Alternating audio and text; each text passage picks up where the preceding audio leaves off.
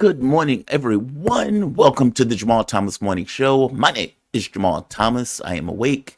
I am active this morning. I think yesterday I was running on fumes. This morning I am awake, and I am glad that you guys can join me this morning. It is Wednesday, 19th of February. Cold Wednesday, apparently. We are expecting snow in Richmond. So wherever you are, I hope you're safe. I hope you're warm, and I hope you are good. Let's have a conversation. Big events are taking place around the world. Before I get in, shout out to my chat, Janice Anderson. Shout out to you, Morbid. What is this? Morbidity a Beast. Morbidity a Beast. Shout out to you. Thank all of you for joining me. Want to get this straight? Good. Yeah, shout out to all of you. Thank you guys for joining me. Holly Holmes, shout out to you, Holly, Diane Thomas, Mama Thomas in the house, Chuck E. Cheese. Shout out to you, as they say, hit that like button. If you find yourself coming back here often, yes, it's presumptive, but we have a damn good show for you today. We have a full show for you today. Dr. Wilmer Leon is going to join first thing in the morning. My mom always called him Preacher Man because it looks like Preacher. It sounds like Preacher. Dr. Wilmer Leon, he's going to be on first thing this morning. Michael Maloof is going to join at 8 a.m. There's a plan that has been bubbling through, pushed by Egypt in response to Trump's plan. Trump's plan was just Joe Biden's plan for Gaza, that plan being to move everybody out of the area, forcibly expel everybody from the area. Okay, so that's a fail. Egypt, Saudi Arabia, and many of the Arab nations have come up with their own plan. Now, Egypt plan is talking about a $20 billion investment. They are advancing that plan. And so we are going to see where that goes. But Laith, I'm sure, is going to have a take on it. And we'll see what that take is. The other thing that's been bubbling up is the meeting in Riyadh. I'm fascinated by this. The language that Donald Trump is using has taken a blowtorch to this unprovoked war of aggression that they've continuously used for the last several years as they put hundreds of billions of dollars into a pointless war. And in a press conference that he had recently, he took a blowtorch to Zelensky, effectively saying, the man has a 4% approval rating, and any half-wit could have come up with a deal that would have prevented this number of lives from being lost. When Donald Trump was asked, well, what do you say to Ukrainians who say that this is a betrayal? He points out, how is it a betrayal? I'm ending a war where all of these things have been destroyed. All of these people have been killed. How is it a betrayal to end this war? And as for being in on the meeting, you had 3 years. This is a sea change. This is a sea change. I'm going to play a few clips of Donald Trump's press conference because, like I said, it's a sea change. It's a new norm. And by the way, this is more of evidence that he's trying to end it because he's giving it language and context that would allow him to end it in the exact same way that the Biden administration or Zelensky had given context or Europe that would never end it. This is a good thing. This is Trump talking about ending the war. By the way, this conference took place after the meeting in Riyadh. But today I heard, well, we weren't invited. Well, you've been there for 3 years. You should have ended it 3 years. You should have never started it. You could have made a deal. I could have made a deal for Ukraine that would have given them almost all of the land. Everything, almost all of the land, and no people would have been killed, and no city would have been demolished, and not one dome would have been knocked down. But they chose not to do it that way. And President Biden, in all fairness, he doesn't have a clue. What he was so bad for this. It was so bad, so pathetic, it's so sad. But today I heard, well, we weren't invited. Well, you've been there for 3 years. You should have ended it. No lie detected. No lie detected. In the lease, no lie detected. Here's another one where he is, once again, I think on this one, he goes after Zelensky. Let's see. Yeah. So here's another one. On this one, Trump is effectively talking about the loss of life, but he also, if I remember correctly in this one, goes after Zelensky. All right, so this, and he's talking about the money. $50 billion. Effectively, all of the money that they were given, and Zelensky saying he didn't know where half of the money was. They have to pay. They have to find out where's the money going to. We have, I believe, President Zelensky said last week that he doesn't know where half of the money is that we gave him. Well, we gave them, I believe, $350 billion, but let's say it's something less than that, but it's a lot. And we have to equalize with Europe because Europe has given us given a very much smaller percentage than that. I think Europe has given 100 billion and we've given, let's say, 300 plus.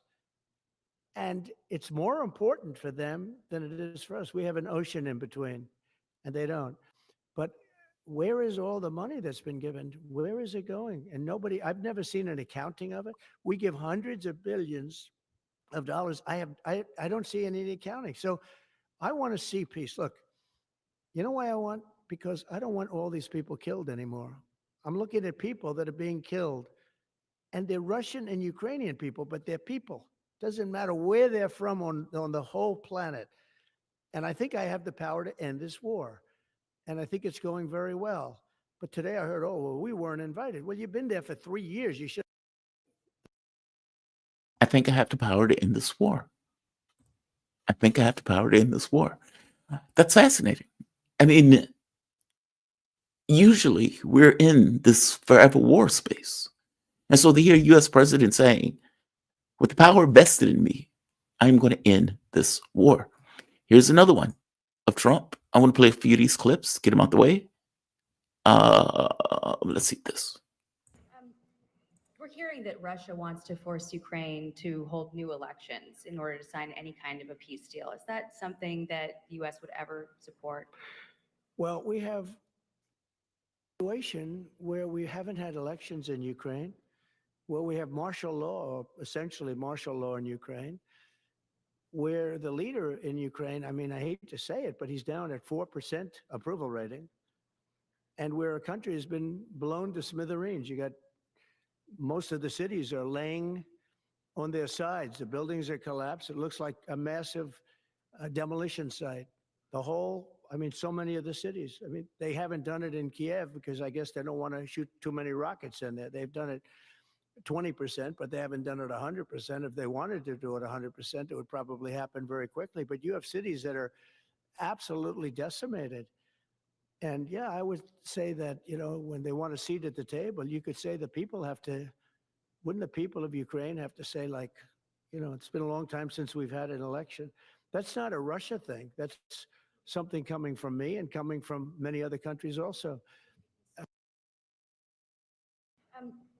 We're hearing that Russia wants to. And again, how's he wrong? Like, let's be honest. They've made this consistent argument that Ukraine is a democracy. It's, you know, Zelensky is fighting for democracy. Okay, fair enough. Doesn't that require elections? Meaning, doesn't that require the public to make a choice in regards to what it wants? We had elections during the Civil War. Why don't they? And Zelensky has been making this argument, well, the Russians want it. Your public wants it also. Your public wants it also. Meaning, at this point, I don't know if that number is 4%, but Zelensky is not the most favorite person in the world in Ukraine right now. And the overwhelming majority of people in Ukraine, when polled by Gallup, want it out. They want it out. So this idea that it's the Russians pushing for an election is nonsense. If indeed it's a democracy, then that comes with certain things. It's not just in theory, right? There's certain things that go along with it. Elections are one of the things that go along with it. And before I go to my guests, real quick,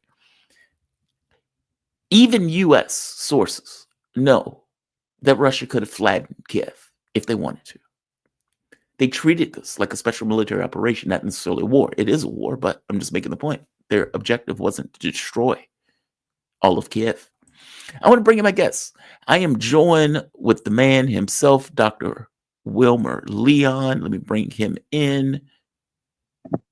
There we are. I'm How you doing, trying. man? Oh, Well, you're fine. You're fine. I'm Dr. Wilmer, struggling, but I'm good. I'm good. What's happening? I'm doing all right. Dr. Wilmer Leon is a political scientist, nationally syndicated columnist, and host of his own YouTube channel. What is that channel, by the way, just so the audience will know? Connecting the Dots with Dr. Wilmer Leon. Connecting the Dots with Dr. Wilmer Leon. Definitely check him out online. Thank you. Dr. Leon, how you doing this morning? You doing okay? Oh man, other than I'm good. I'm good. We're here. We are indeed here. We are indeed here. Give me your take before we get into some of the other issues. Give me your take on what has been playing out in Riyadh in regards to the peace negotiations and the language that has been coming out. As I've told my audience, I am shocked by this 180 that has taken place with regards to the way the Biden administration talked about this and the way Trump administration is talking about this, where Biden is like unprovoked war of aggression. Okay, well, that's off the table. Trump is not talking about it like that. He is even going so far as saying, we can't have a situation where this starts back up in 6 months, which is exactly what Russia said. The U.S. is not going to be a backstop to any European troops in Ukraine. Again, something that Russia has already said is off the table, meaning he's creating a context by which to talk about ending the war, and is taking action, seemingly, to do so in the people that he's sending into Riyadh. And more interesting, or just as interesting, Kellogg, whose job apparently is to babysit Europe because he knew Europe was going to have a hissy fit being sidelined in negotiations with Zelensky. I'm fascinated by this. Give me your take on this, though. Well, a couple of things. First of all, this demonstrates the inconsistency of American foreign policy. That's one of the things that I think has Europe in an uproar. Is Donald Trump, during his first administration, supplied weapons to Ukraine. Joe Biden starts the war.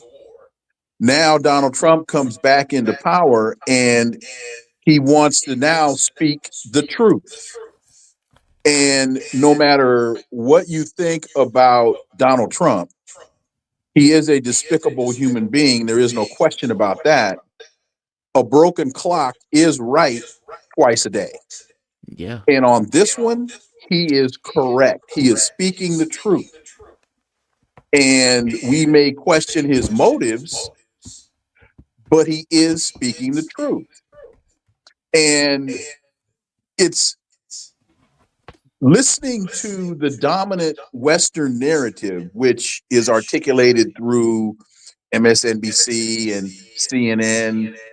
They can't get a grip on Donald Trump is telling the truth. They're still talking about Putin's plan to take over Europe, Putin's plan to, if you listen to them, he's going to be in Cleveland next week. I mean, he's taking over Cleveland, and then from Cleveland, he's moving to Michigan. I mean, so Europe, I think, is incredibly confused. America, we followed you down this rabbit hole, and now there are no rabbits. So, you know, and to hear him say, "Look, Ukraine, you're not getting into NATO.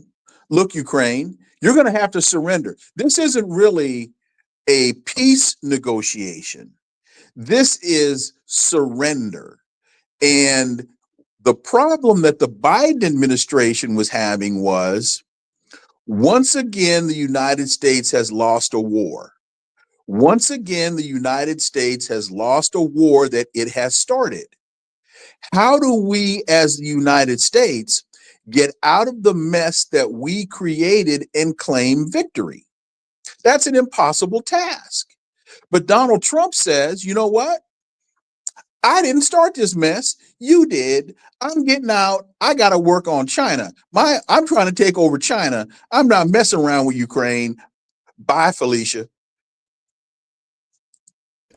Yeah, he effectively is saying, I'm pulling out. I'm pulling out of Europe. I'm done. Yeah. We're in a different world. Europe is not a power. China and Russia is, so those are going to be people I negotiate with. It's fascinating. I mean, and it's like a finger snap, like that quick. The language has changed, the point of view has changed, and you can see Europe having this kind of temper tantrum. Was like, we're going to have an emergency meeting. Now, they're not going to invite the people who are in opposition to the war to that emergency meeting. And even in that emergency meeting, it was nonsense. It was theater. It was less than theater. The U.S. is not providing if a I can back. quickly make one more point. Please. Donald Trump says what Putin has been saying, Vladimir, you got to have elections. Yes. Because you're no longer the president. The reason he's not invited to Riyadh is because he's no longer the president of Ukraine. Yeah. Why won't MSNBC just tell you that? Isn't it wild to you that the Democratic Party became the war party? Yes. That is fascinating to me. And I don't even know if they've seen the sand shift under them. Let me put this on. I don't even know if they've seen the sand shift under them. Like, they seem to just be missing it. They just seem to be missing it. It's fascinating. They have become pro-war. They have become forever war. Even when JD Vance was in the not the interview, in the debate, JD Vance had to tell Waltz, hey, diplomacy is not a bad word, which is wild coming out of the Republican Party that in my lifetime under the Bush years was pro-war, pro-start like big wars. It's changed. It's just weird. It's a very weird shift that we're seeing, and they don't see it. Well, first of all, these designations of Democrat, Republican, conservative, liberal, these designations change over time. If you go back to classical liberalism versus classical conservatism, and then you look at all of that coming basically out of the French Revolution, and then you move through time, these designations change based upon history and based upon economics. And hence you have neoliberalism and these types of things. So that's the first point, is that African Americans traditionally were Republican because that was the party of Lincoln. And then as a result of Roosevelt and the New Deal, and then Johnson and our political affiliations have changed over time based upon realpolitik. And so that's the first thing, that these things aren't constant, that they do change. But the other thing to your point is the Democrats are clueless. When you listen to Hakeem Jeffries say on CNN, and I'm not picking on him, but he says what he says. He said this 2 days ago. The Republicans control the House. The Republicans control the Senate. The Republicans control the executive branch. What do you want me to do? It's their government. Wrong answer, homeboy. That you're telling me what you need to do, if that's your perspective, and I say this with all due respect, go home, man. Just go home. You're an elected representative. What do I want you to do? I want you to represent. And if you can't figure it out, then bow out gracefully. Don't go away mad. Just go away and call AOC. Call what's her name from Minnesota? Call somebody. But dude, that's the wrong thing to say. Hakeem Jeffries is trash. I'll say it. I've watched that clip that you're talking about where he's like, "Look, we've lost it all. We don't have anything." And he's like, "You're saying that on TV. You're saying it outright. We don't know what to do. We don't have anything to do." And I'll go further. When he was talking to Jon Stewart, and in that conversation, Jon Stewart was like, "Well, hey, what is the infrastructure?" that you guys have, because people believed, or some people in your party seem to believe, that the issue is messaging. Don't you need to go back to New Deal politics? Effectively, if you're indeed the party of FDR, shouldn't you act like it? And shouldn't you have some level of substance built into the things that you're saying and the way that you're projecting yourself as the party of FDR? Hakeem Jeffrey says it's about feels. It's about feelings, that we need to make people feel good. Maya Angelou said that people would always remember how they feel, even if they don't remember what was said. And so we need to deal with people's feelings. Again, wrong answer. Wrong answer. John Stewart is right to point out you've lost something. Jeffries, don't see it. But even if you believe, I'm still trying to work this out and get on the computer.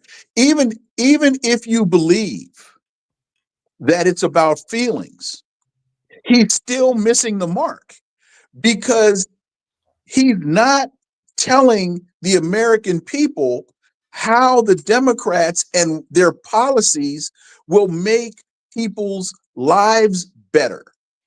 If you make my life better, I will feel better. Yes.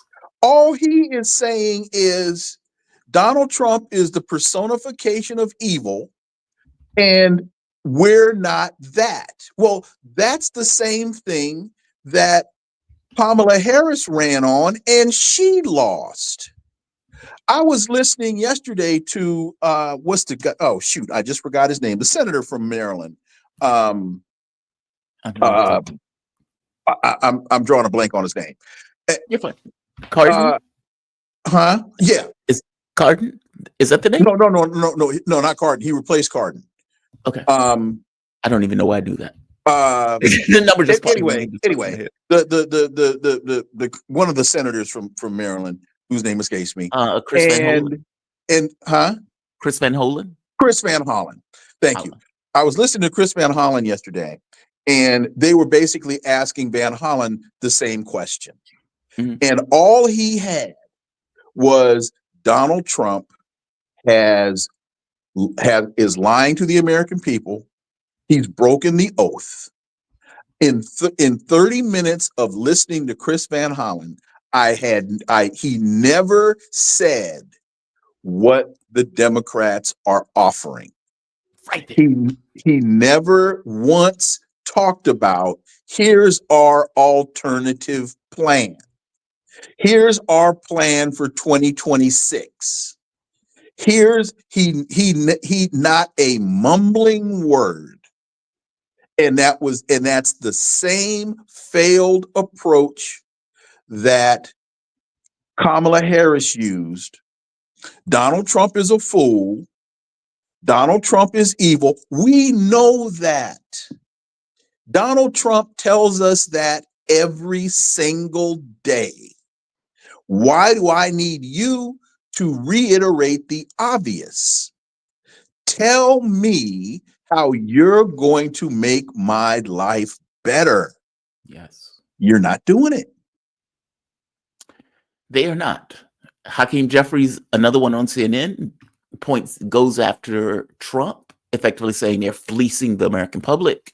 They're shutting down and firing workers. The stuff is. And again, I listened to that and I say, hey, dude, you're right. But what's infuriating about it is it's purely reflexive. It's purely in opposition to. It's not like we have a body of ideas that we're standing on, fighting on in regards to our value set that is to the betterment of the American public in opposition to. It's just in opposition to. There is nothing underneath. It's no substance. It's kind of the Stewart thing again. What Stewart points out, there is no substance underneath what you guys are putting out. It's just reflexive. It's just reactive. And I don't know if that works. I just don't know if that works. I don't get the sense. Well, wait a minute. Yes, you do. You know it works. I mean, it doesn't work. I'll just say it doesn't work. Yeah. You know how we know it doesn't work? It ain't Trump working. Is president. It ain't working. Yeah, Trump is president. Trump is president. When you flip the switch, the bulb is out. I want you to give your take on this from Sanders. Sanders is being questioned about Musk, some of the things that are taking place in government under Trump. They've been firing workers left and right. I think like from multiple offices that they have effectively been eliminating workers. All right, this is Sanders. Again, it's frustrating to me Because what Sanders is talking about is what Sanders had, but Sanders wasn't willing to go all the way with it. But he complains about it now. This brings back memories. It's unfortunate, but I'm going to play the clip. Yeah, at the end of the day, not only do they want massive cuts to programs for the working class in this country in order to give tax breaks to the very rich, and then they want to move to the privatization of every important government agency. Into this, and what we do know is that there's a lot of people that still remain in the database, but as far as people who are actually getting payments, it was 44,000 who got payments according to an audit that was done in 2023. Out of how many millions?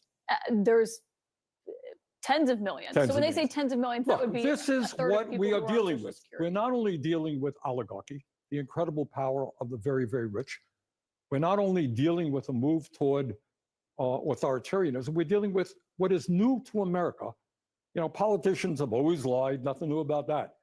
But the level that we're seeing right now, the big lie, over and over again, and it goes out, there's a big lie, and then it goes out on Musk's Twitter to several hundred million people, repeated over and over again. Now the word is out there, oh, people on Social Security, 150 years of age. Can you believe it? The whole thing is corrupt. It's broken.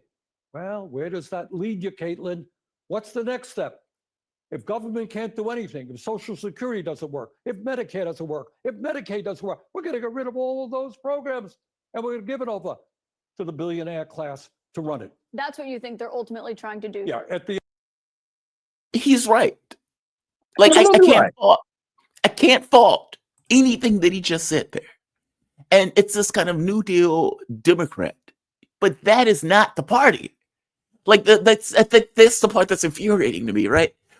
Sanders is making this pitch, but it wasn't like the Democratic Party did anything to, let's say, protect, to expand, even advocate for in real terms, any like those systems.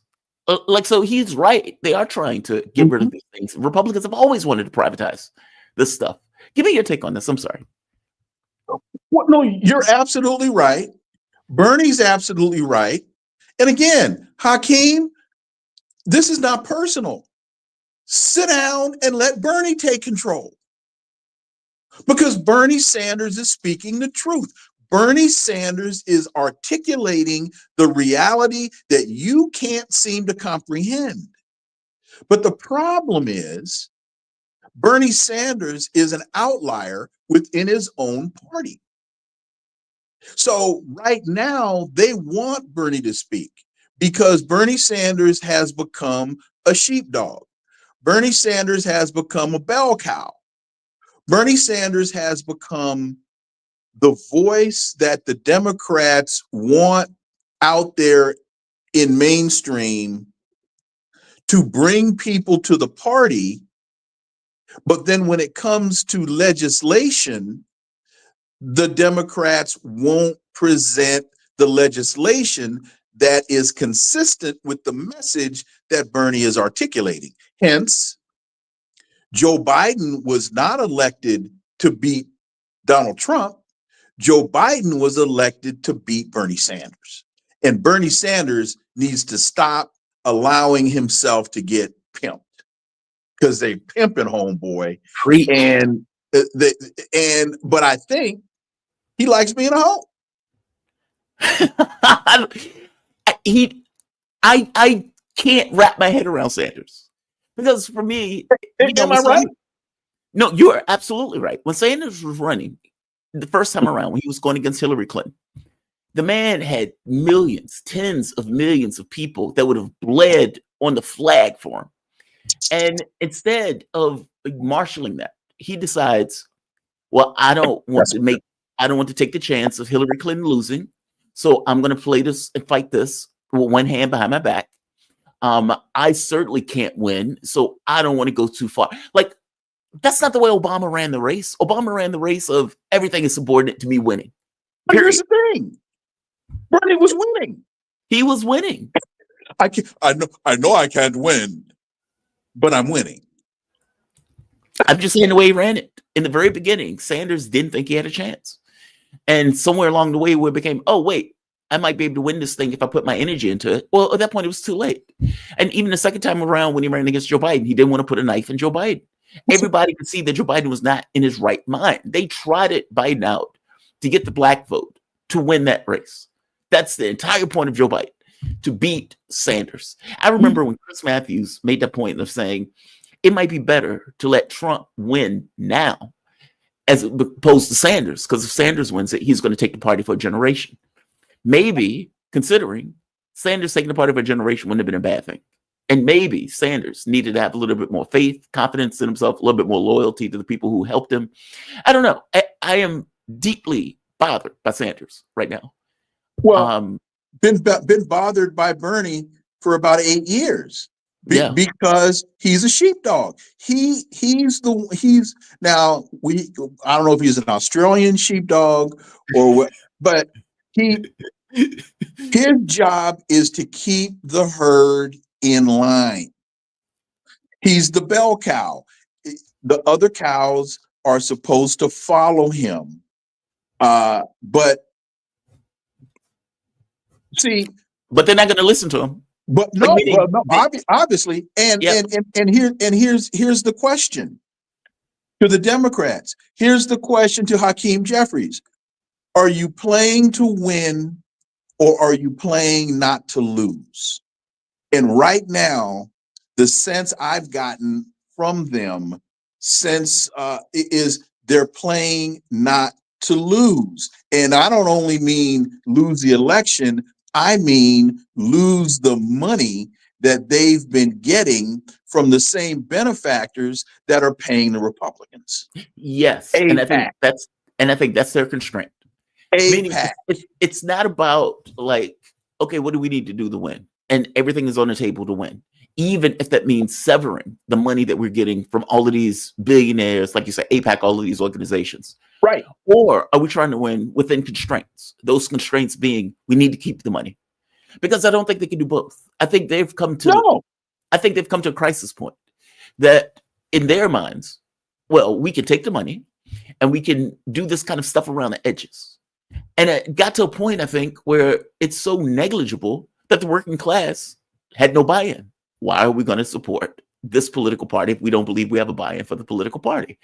And so it's like, okay, well, you can win if you go in a certain direction, but you may not be able to take the money and do that, especially if the money is a constraint to you doing the things necessary to win. Nancy Pelosi was very clear, and I think it might have been a Forbes interview, maybe 10 days ago or 2 weeks ago, when she said the Democrats don't have to change anything. He said that's in print. The Democrats don't have to change anything. You take that and you take Hakeem Jeffries. What am I supposed to do? It's their government. Yeah, man. You can't. I don't can't. get it. I think I've said this on this show before. You can't compromise on the front end for the sake of political expediency and then try to claim the moral high ground on the back end.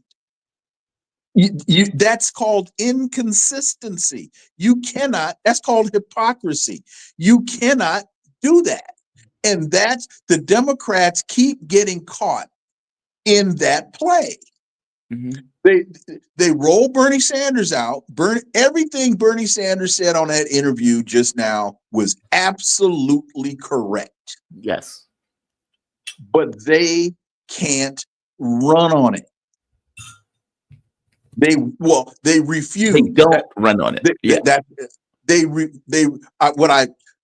In their minds, their benefactors. Look, Social Security. You want to make Social Security solvent? It's very simple. And what I'm about to say, I've said this before on this show. The math proves this to be true. Raise the ceiling on the Social Security tax. Yes. From $168,000 Pick a number, 1 million, 2 million in salary, raise the ceiling.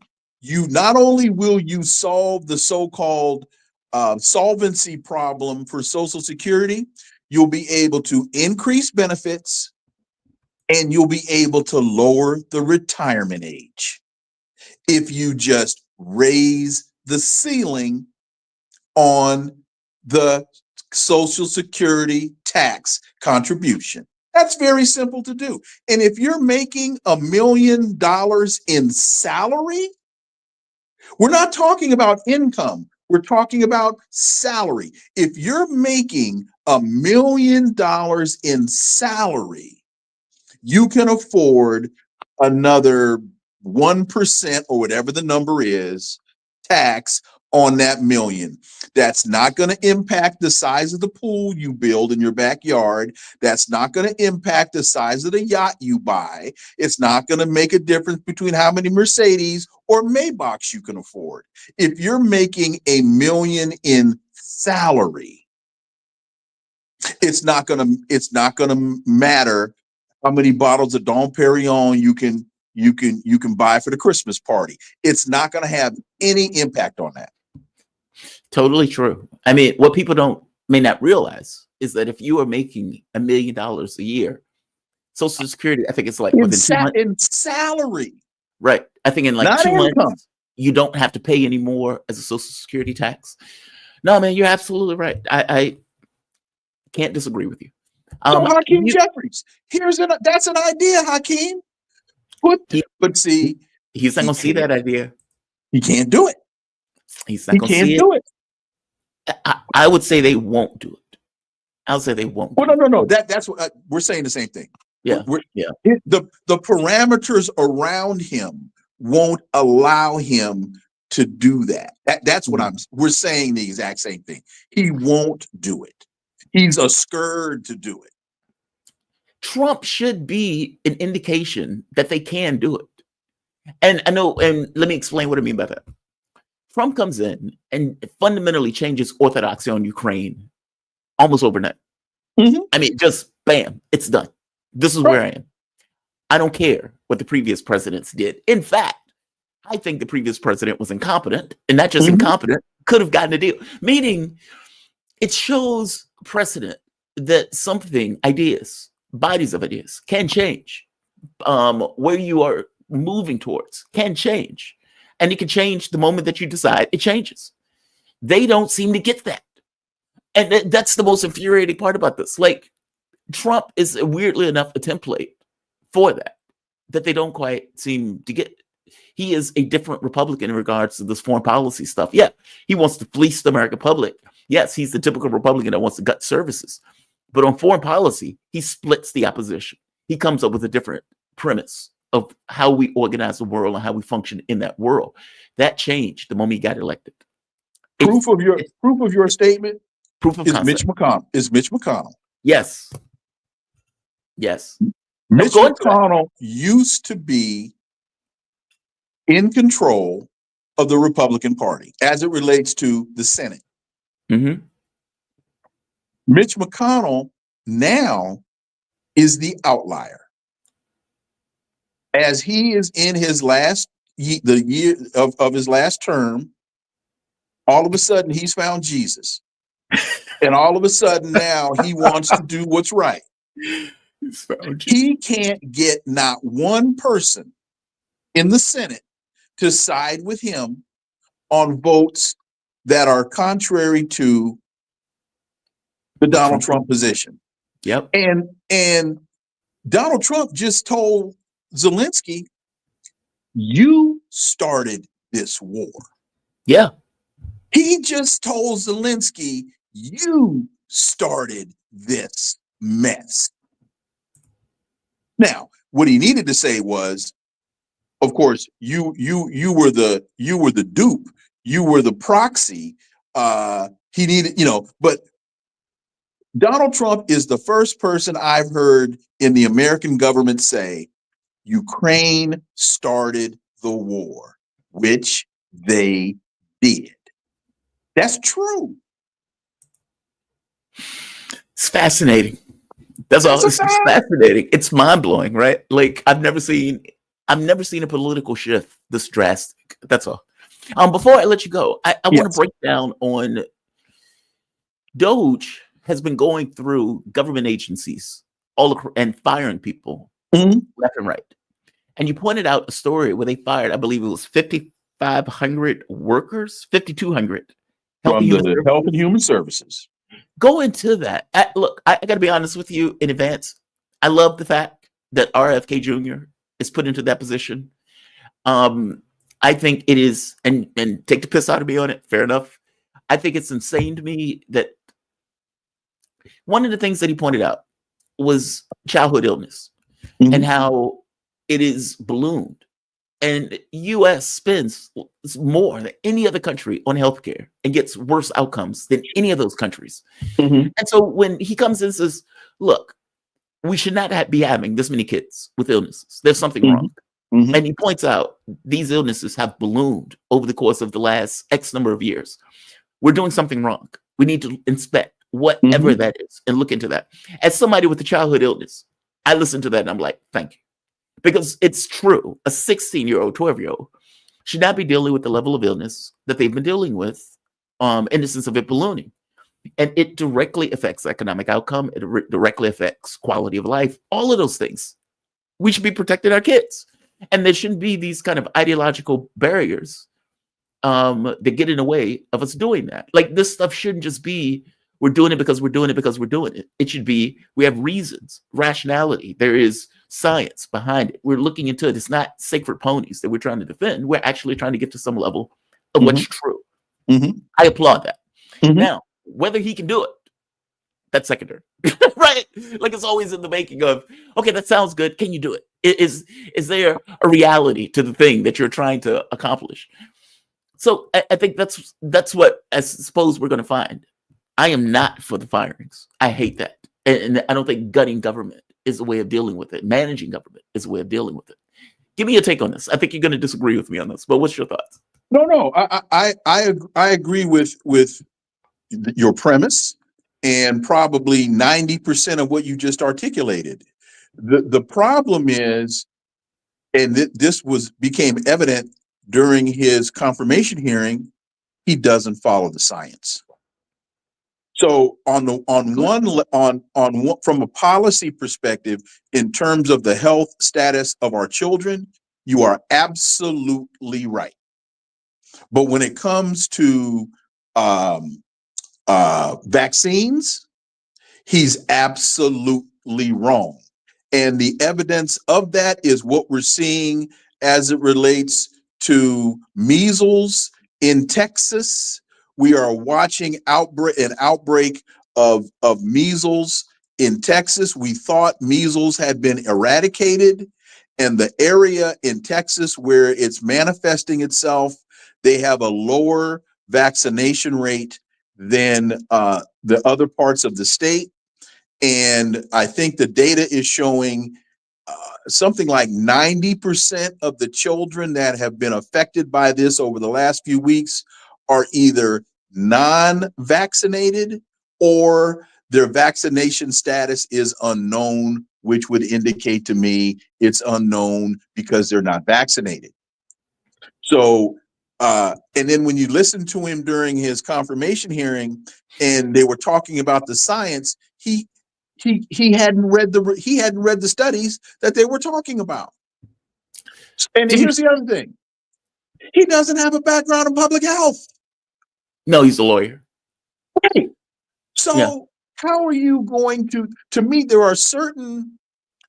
Okay, so I think I'm a pretty smart guy. I think I've said this on the show before. You're I'm very smarter smart. than the average bear. Yes, you are. But if you need brain surgery, and you see me coming into the surgical room putting on rubber gloves, you might raise your hand and say, "Hold up, Charlie. I think we got a problem here."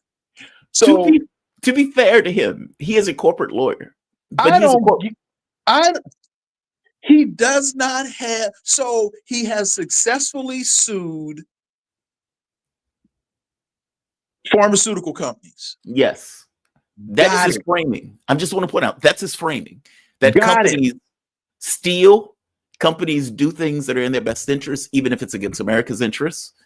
And drug companies, especially when you have a sacred pony like vaccination. And by the way, he's vaccinated. He's not against vaccinations.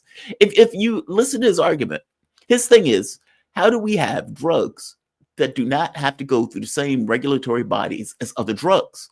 And if we indeed, as lefties typically do, believe that corporations, if given an inch, will take them out, if there are no, let's say, guardrails, if there's no oversight, and they can get a buck, they're going to take that buck, even if it's against your interests.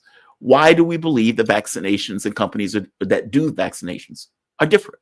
And That's when his he point. was asked, when he was simply asked his stand on vaccinations during his confirmation hearing, he would not answer the question clearly. He's He did skeptical. not. Well, so I'm just I saying he's can't- skeptical. I can't understand how someone without a background in public health is now put in charge of a public agency whose focus is public health. No, right, right. That you don't want me in charge of the Nuclear Regulatory Commission. Actually, I do. I would prefer you in charge of the Nuclear Regulatory Commission. I think Well- you could do a damn good job with that. Well, I'm sure. thank you. But I know a lot of people who are better prepared for that than I. So, and here's the other thing. Have you heard the term quademic? No, I haven't heard that one. Okay. They're saying we're not in a pandemic. We're in a quademic. Now, what is that? COVID, the flu, RSV, and one other virus that we're now over the last couple of months, the rate of increase in these various viruses. There are four. I can't remember what the other one is, but there are four viruses that are now on the rise in the country. And so the term you're starting to hear is quademic. No, please. I'm sorry. And you got a guy in charge of HHS that doesn't understand public health. I am in the mindset that we need a reset. Okay. I am in the mindset that many of the structures that have been put in place and have been accepted as sacred ponies may need inspection. A corporate lawyer that is skeptical of corporations, to me, is a good arbiter of that, because he's skeptical of corporations in a way that many people in health and human services prior may not have been. Now, put I don't him in know charge. Put him in charge of the SBA. Put him in charge of the Commerce Department. Put him in. If he were nominated to be the Secretary of Commerce, fine. No issue. I'm with you. Not public health.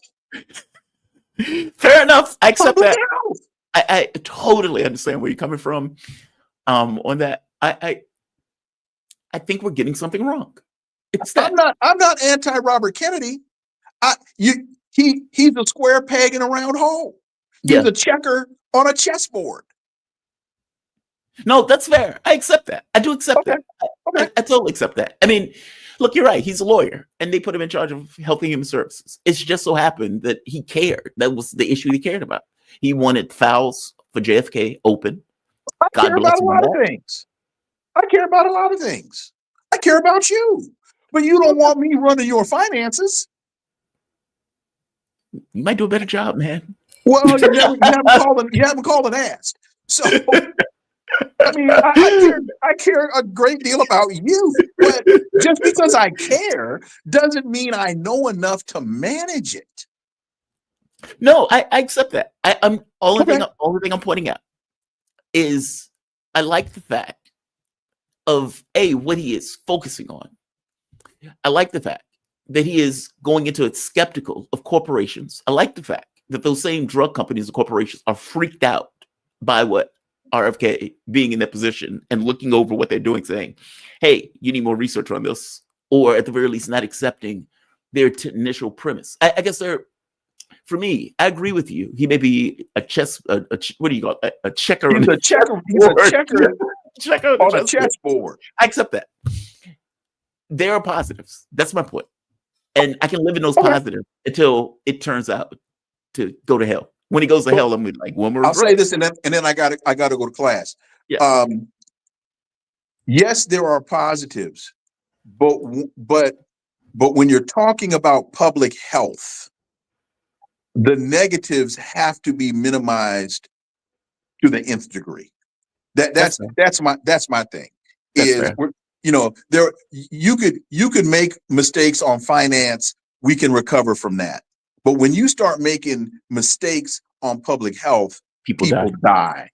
Yeah. And that's the thing. You've got measles. You have an illness that we thought that we had eradicated. We now have cases of measles on the march in Texas. And we can't have that. We can't have that. Professor Wilmer Leon, or Dr. Wilmer Leon, he's a political scientist, nationally syndicated columnist, and host of Connecting the Dots on YouTube. Definitely check him out. My man, thank you for this. I really appreciate it. And let me apologize to you and to your audience. I got stuck in traffic. I couldn't get to my office in time. That's why I had to do this over my phone. I couldn't do it on my computer. You don't need to apologize to anybody. You're perfectly fine. You deserve the best, and I couldn't give it to you today. I apologize. We disagree. Okay. I appreciate you joining me. Call Robert Kennedy. Let him figure it out. Have a good one. Be safe. Later, man. All right. I want to bring in my next guest. We are joined with a man I always appreciate having conversations with, Latham Maloof. He's an award-winning multimedia producer and broadcasting law consultant. Lath, my man, how you doing? You doing all right today? Doing good, doing fine. I'm just a little bit of sick, but I'm glad to see Wilmer there. I love the guy. Yeah, Wilmer is cool people. He's good people. He was with me on the radio station. He's been always cordial and nice to me, so I've always appreciated him. I want to get into something. So Trump, of course, came up with the idea we need to get rid of the Palestinians for Palestine. All of the countries in the Middle East freaked out. This is outrageous. What are you talking about? You can't do this. And so alternate plans were being made. Sisi in Egypt did not come to Trump's invite. The King of Jordan did. Sisi, however, was apparently working his own plan. And this was a $20 billion regional contribution. Their thinking is Trump is transactional. And because Trump is transactional, this will be something that he would most likely accept. They would come to some level of agreement on what they want to do. Part of this, however, interestingly enough, is that somehow they're going to keep Hamas out of power and coming up with some kind of group that is going to, I guess, lead or control Gaza going forward. Now, I don't know how they're going to do this. I don't know how you say, hey, these people are not going to be part of the negotiation when this is the power center and these are the people who were elected. And if they have new elections, Hamas would also probably win those new elections. So give me your overall take on this plan. I guess the first thing is it feasible for them to even go through with a plan like this? Yeah, obviously, Trump's plan is unimplementable. It's a war crime, obviously, and a crime against humanity to ethnically cleanse an indigenous people from their land. And what is being proposed here by Egypt and the other Arab vessels is partially also unimplementable. They can bring in equipment and reconstruction materials, but they definitely cannot rule the Palestinians. The Palestinians have shown for 100 years that they are ungovernable by foreign powers. They are sovereigns by themselves without even having a territory or a vote at the United Nations.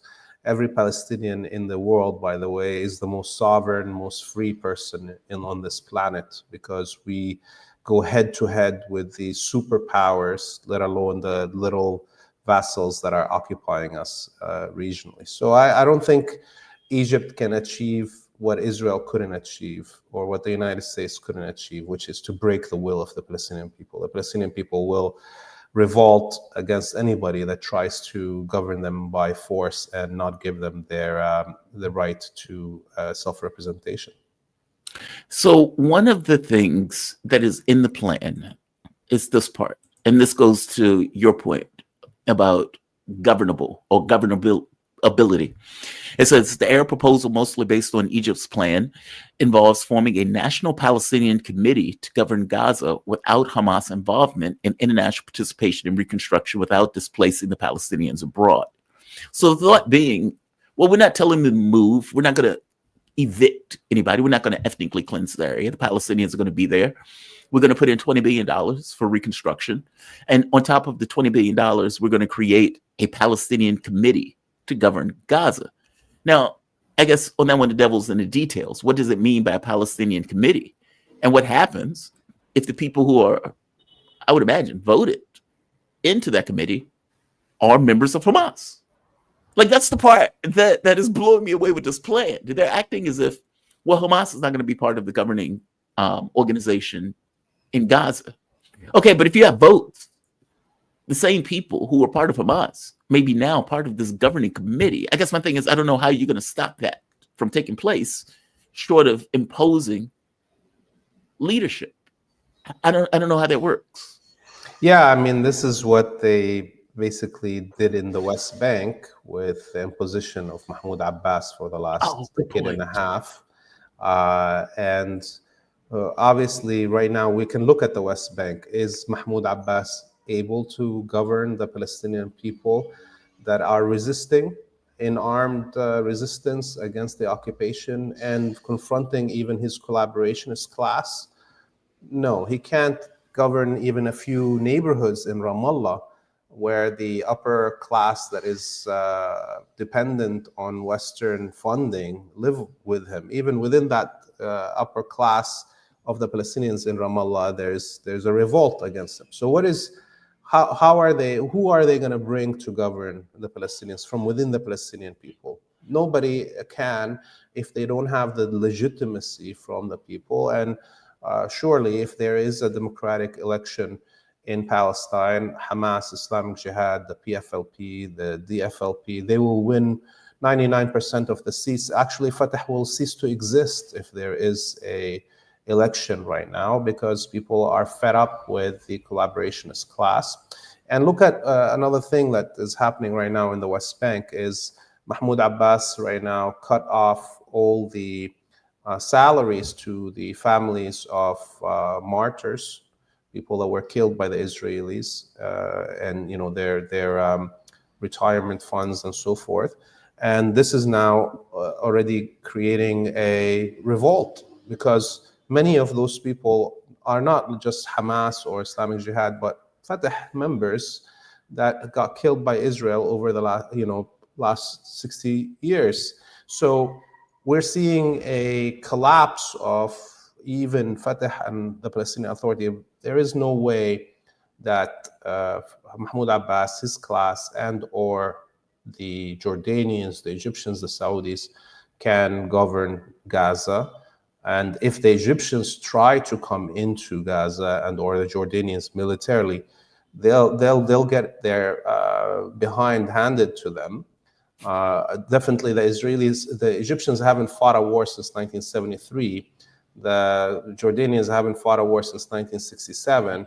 So their militaries are just paper tigers, unable to do even whatever Israel tried to do.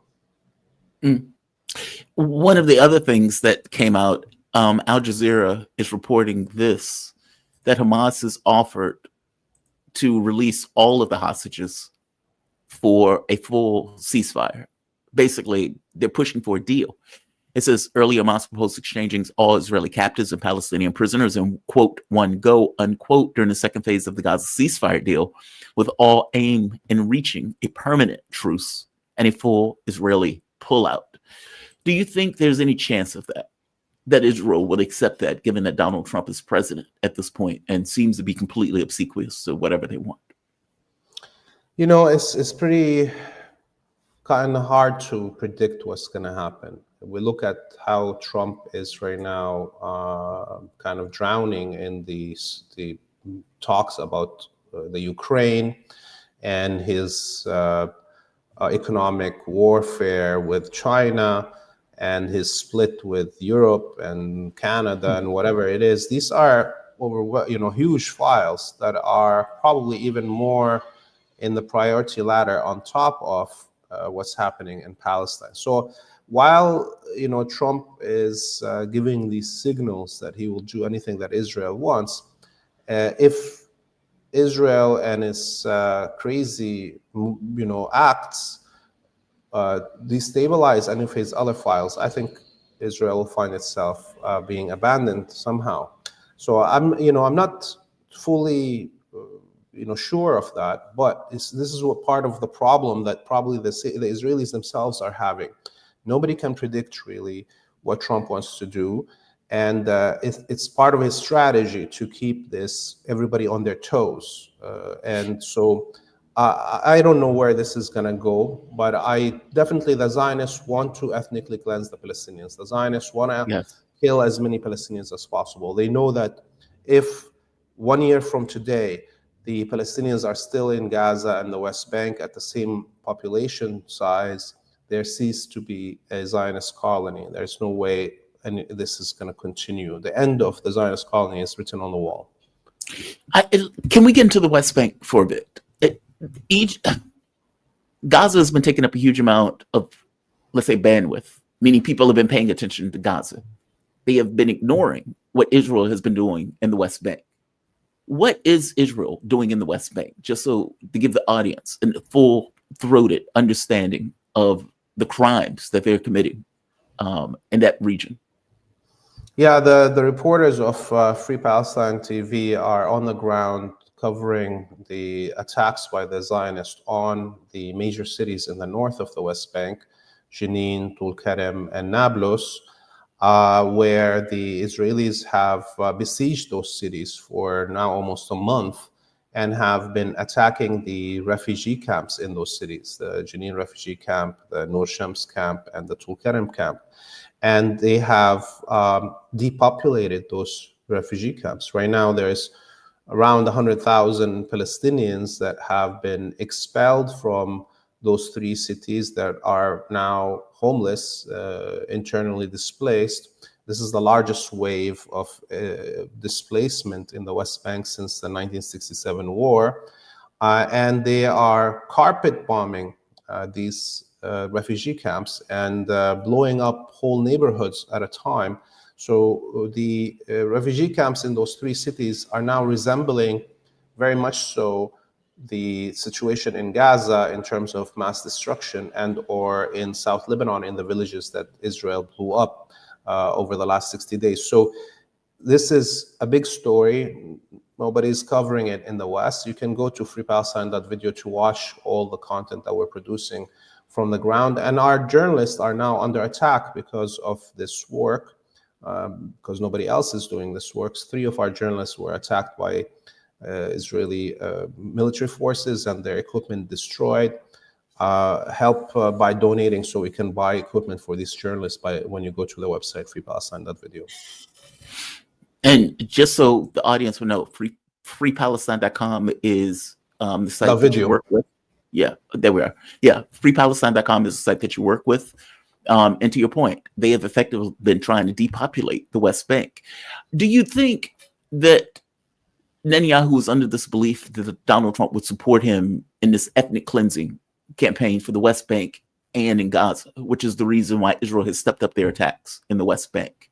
And to your point, I don't know if Trump is going to back this. I mean, he's a wild card.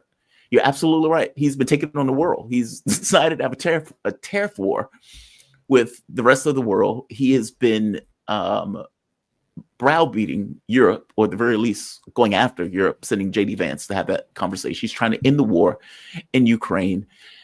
He is all over the place. And so whether he focuses his energies on the Middle East, who knows, right? But that's secondary to what Israel might have thought Trump would allow. And I guess the catch is, do you think they're going to be able to do that? I mean, they're effectively trying to ethnically cleanse the West Bank on this on the silent, on the slide. Do you think they're doing that because they thought Trump would back them in doing it? I mean, to be fair, he did try to ethnically cleanse Gaza and the West Bank. He just got told no. And so, yeah, look, the Israelis have watched for 16 months the great powers, the Western, coalition empire, let them do whatever they want to, genocide, ethnic cleansing, mass destruction. And they had full cover legally and diplomatically at the United Nations, at the courts by these powers. And at the same time, they watched China and Russia do nothing but talk. right, China and Russia were condemning Israel, but they were not supplying the other side with weapons like the West was supplying endless amount of weapons to the Israelis. They didn't provide air defenses to Lebanon as the U.S. Provided air defenses for the Israelis. So if I was Netanyahu or, a Zionist in control, I would be even more emboldened, of course, right? The Palestinians, the Arabs, the Muslims are left by themselves to fend for themselves. The only thing that we can get as from China or Russia or the rest of the world is just talk of support. And that doesn't change the reality on the ground. What changes the reality on the ground is force. This is what it is. Now it's all about who has the force to create facts. And so Netanyahu is definitely more emboldened. And but I don't know.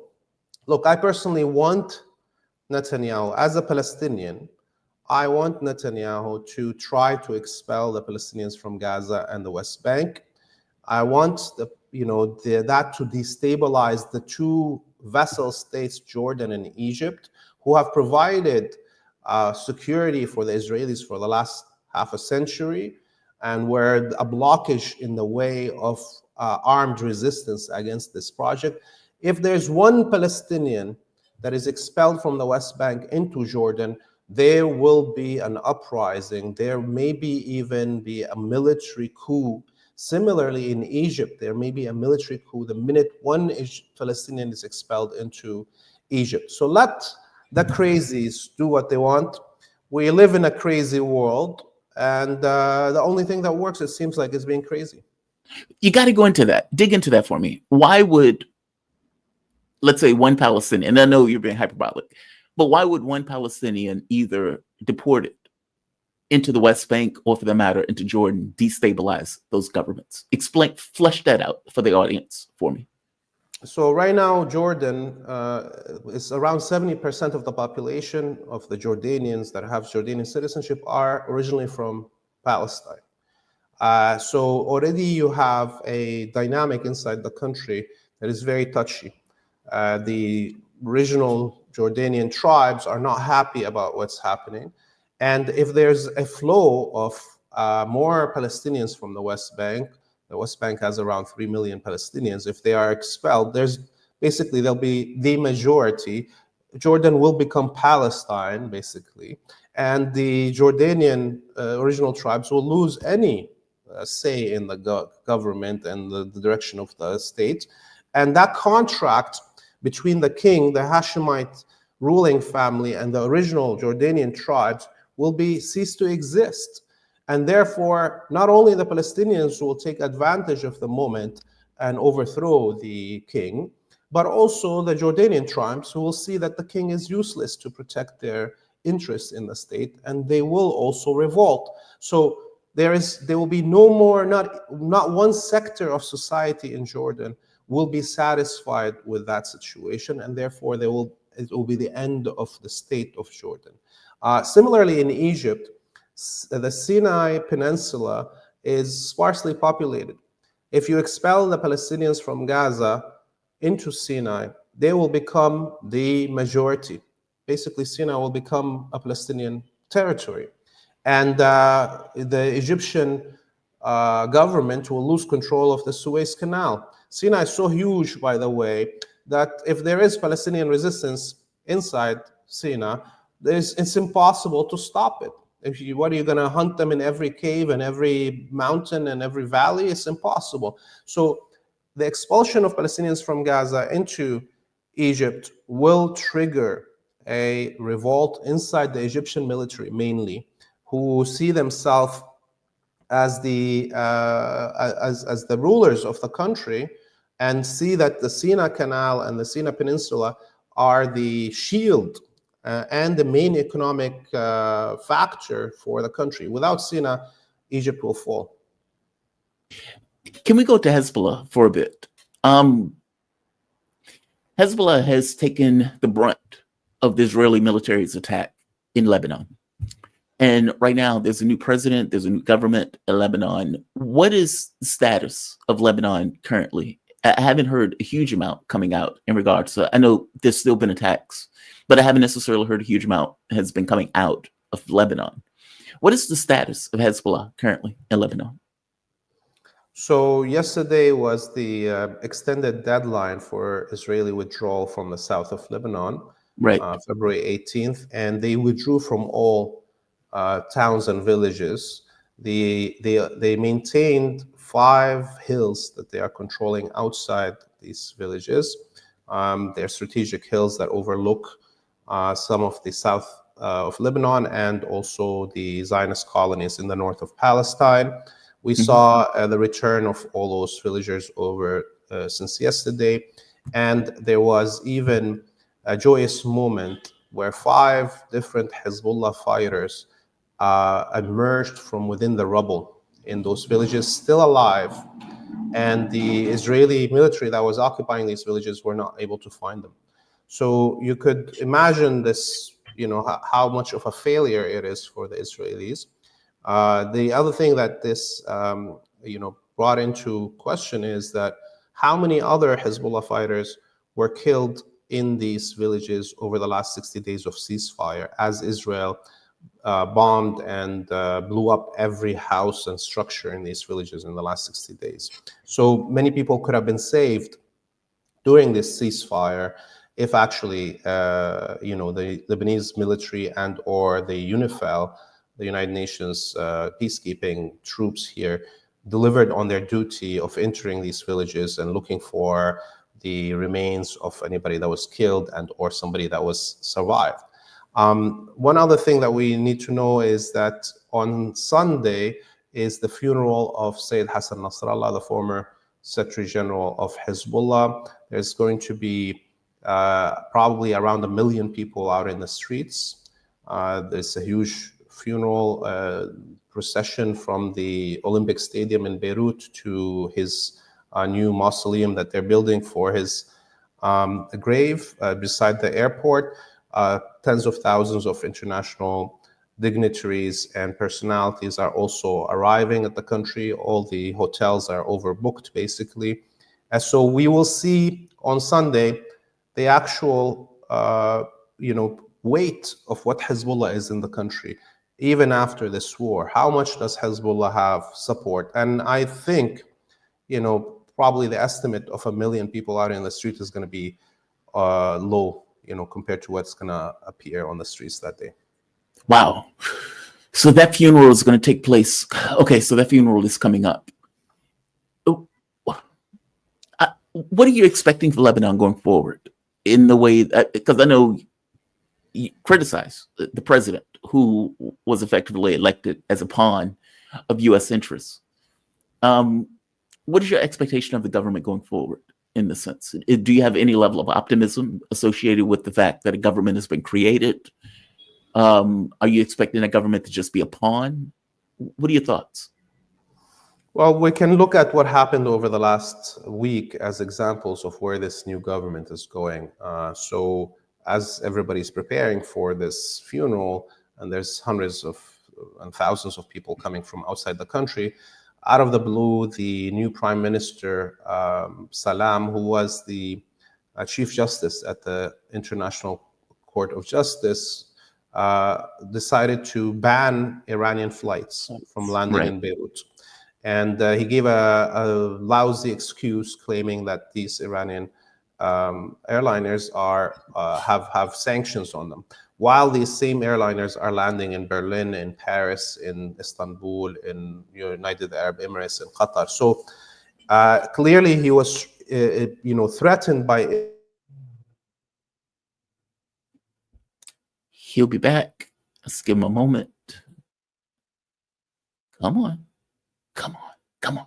Come on. You can do it. He'll be back in a moment. It's minor freeze. No issue. The world is great. I will bring him back when he unfreezes. Look, what he's referring to is that there's a new president in Lebanon. There hadn't been a president going on for like 2 or 3 years. And so they finally have a new government that is formed. The catch with that is the person who they put into that position just so happens to be, let's say, very close to Western interests. And so the belief is that with Hezbollah being undercut, subverted, that they were able to get a new president in that shows on some level the undercutting of Hezbollah. And so it's like, what does that government look like going forward now that they have, let's say, this new president that's in, now that they have a government that's been fully formed? What does Lebanon become in this? Where do they go politically? Syria has been undercut. You had the situation where jihadists is effectively taking control of Syria. Iran has been removed from Syria. Russia is most likely going to be leaving. It's a new Middle East in real terms. I mean, it's not this tripart of Russia, Iran, Syria. Syria has been destroyed. And so that's no longer the case. And so it's like, what is this new Middle East that these guys are going to have to work through going forward? I don't know if anybody has an answer to that. As I pointed out, it's a new norm across the board, whether it's with Ukraine, whether it's with Russia and the US seemingly coming to some kind of terms in order to resume diplomatic relations, and not just diplomatic relations, normalization of relations. There you are. Welcome back. Yes, sorry, No, you're perfectly fine. I'll just talk to the audience. I knew you'd be back. But please continue. Yeah, the computer just went out completely, and this is the second computer. So I think I keep on getting these Zionists keep on. The other computer just was totally burnt last month, and this is the second one. And so they keep on hacking my equipment and trying to destroy it. Okay, so we were talking about the Lebanese government. Yes. And what I was saying is that, the excuse that was given about banning Iranian flights doesn't make sense. And what we saw is that led to demonstrations here in Lebanon and confrontations with the Lebanese military outside the airport where these demonstrations were happening. Again, raising the tensions between the Lebanese people, the Lebanese military, and the new government. And these are all signals to where we're going. I believe the Lebanese government, new government, president and prime minister are going to try to appease the Israelis and the West as much as they can. But there's not much power in their hands. They don't have real control of the ground. The Lebanese military is really just a police force. And every time they fail to protect the Lebanese territory and the Lebanese population, whether it was in the north when the HTS was attacking from Syria last week, where the Lebanese tribes and clans had to fight off the HTS occupying Lebanese territory in the north while the Lebanese military just watched, or in the south, as we saw over the last few weeks with the Lebanese population breaking into their own villages with their bare bodies as the Lebanese military just watched. Those are all actually strengthening the position of resistance because the state and the military are failing to deliver on their duties. So I think, in the long run, and even on the short term, if the Lebanese military and the Lebanese government do not begin to deliver on their duties towards their territory and their population, Hezbollah is only going to get stronger. You're still on mute, Waylo. Laith, man, I always appreciate these conversations. Laith Maloof, he is an award-winning multimedia producer and broadcaster and law consultant. You can follow Laith on Twitter at Laith Maloof, And you can also follow his content on Free Palestine TV. Definitely check him out. As you pointed out, there have been attacks on his equipment. Help him if you can. Laith, thank you for this, man. I really appreciate it. Thank you. See you soon, Jamal. Have a good one. Be safe. Yeah, man. God, love that guy. His take on that stuff on the ground is often on point. We'll see what happens. Sisi in Egypt seems to be pushing this $20 billion plan. I don't know how they're going to make that work. I mean, like I said, part of the issue, I don't know how you are going to have elections in Gaza and keep out Hamas. And even if you come up with this kind of Palestinian council, how do you prevent previous members from Hamas from joining that council and potentially winning in that council? It's that part. It's that part. We're going to go. Michael Maloof is going to be joining us at 9 o'clock. But before I get to Maloof, I wanted to hit on something. As you all know, my ex is Austrian. And her and I got into, I don't want to call it an argument. Let's call it a disagreement. A lot of the conversation, people in Europe think Trump is an ogre. They don't like him. Fair enough.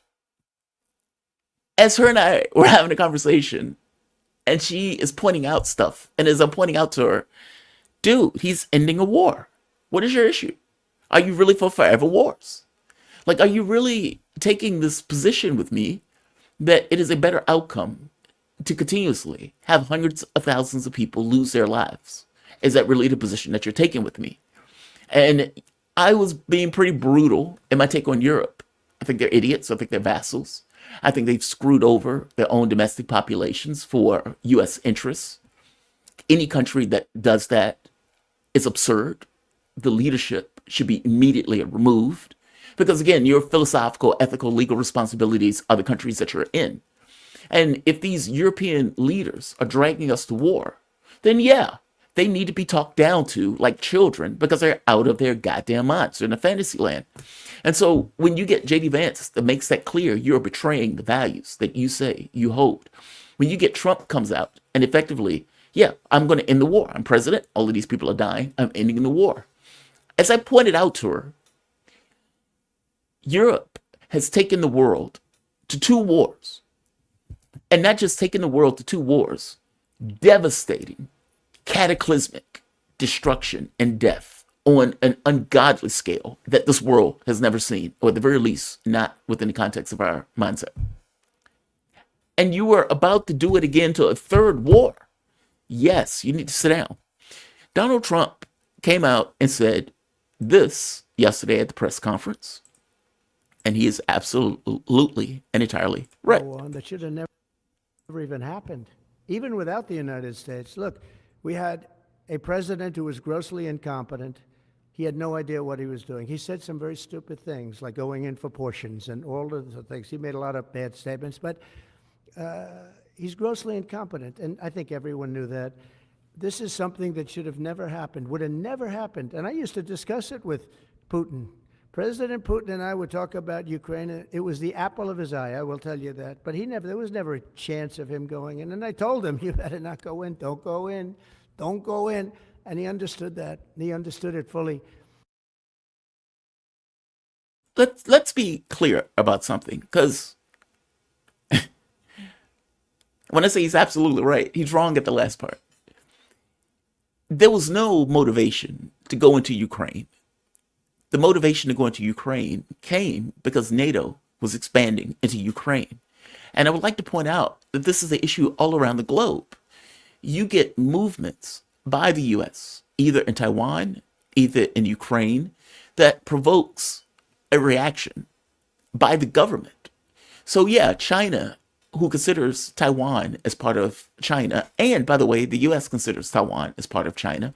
Taiwan is not an issue for China up until the point where the U.S. makes moves as if it is going to declare independence. If that doesn't happen, China doesn't move on Taiwan. Same thing with Ukraine. Ukraine became an issue because NATO was expanding to Ukraine. NATO membership was offered to Ukraine. This was always a red line. This was always going to be a red line. And being that it was a red line, Russia got involved in a military way in order to prevent Ukraine from being part of NATO. It's not the apple of Russia's eye where they just wanted to willy-nilly take a military escapade into Ukraine. I'm trying to point out there's a difference in those things. If you don't make moves on it, it doesn't get touched. What Trump, though, is pointing out that Joe Biden is incompetent is correct. What he's pointing out that this never needed to happen, again, that is correct. Both of those things are correct. He's absolutely right. My point is that Europe was involved in two major cataclysmic world wars, two world wars that saw millions, tens of millions of people lose their lives. And now, putting in this weird position, we once again have Europe being one of the main movers and shakers to keep the war going. And even to the point of having this kind of theatrical summit where they're talking about European powers, which is somewhat ironic because I don't know what that means. When Trump points out, dude, you've had 3 years to end this war, he is not wrong. My point is that why would the U.S. stand aside and allow the potential for another cataclysmic war, this time one that's nuclear? And why is it that European leaders are so chomping at the bit to stand up when they have no capacity to stand against the Russians on their own by themselves, either in an economic sense and definitely doubly so in a military sense? And yet you would have Estonia, Lithuania, Keir Starmer, all of these goofballs coming out, making these strong military proclamations that they in no way could fulfill. So yes, when I'm being brutal to Europe, I'm being brutal to Europe for reasons, for good reasons. And maybe they do need to sit down. Maybe they do need to get a lecture from Donald Trump, regardless of how hypocritical that lecture is, especially when it comes to Trump's sacred pony, which is Israel. This is Trump, once again, putting a knife in Europe. Dude, you've had 3 years. Ended it 3 years. You should have never started it. You could have made a deal. I could have made a deal for Ukraine that would have given them almost all of the land, everything, almost all of the land, and no people would have been killed, and no city would have been demolished, and not one dome would have been knocked down. But they chose not to do it that way. And I think I have the power. And they chose not to do it that way. And he points out, I have the power to end this war. I'm going to end it. And, you know, I think Mark made this point that they're going to be screaming, oh my God, you're doing what Putin wants. Oh my God, you're trying to force Ukraine into elections. If Ukraine is a democracy, then how are you arguing against elections?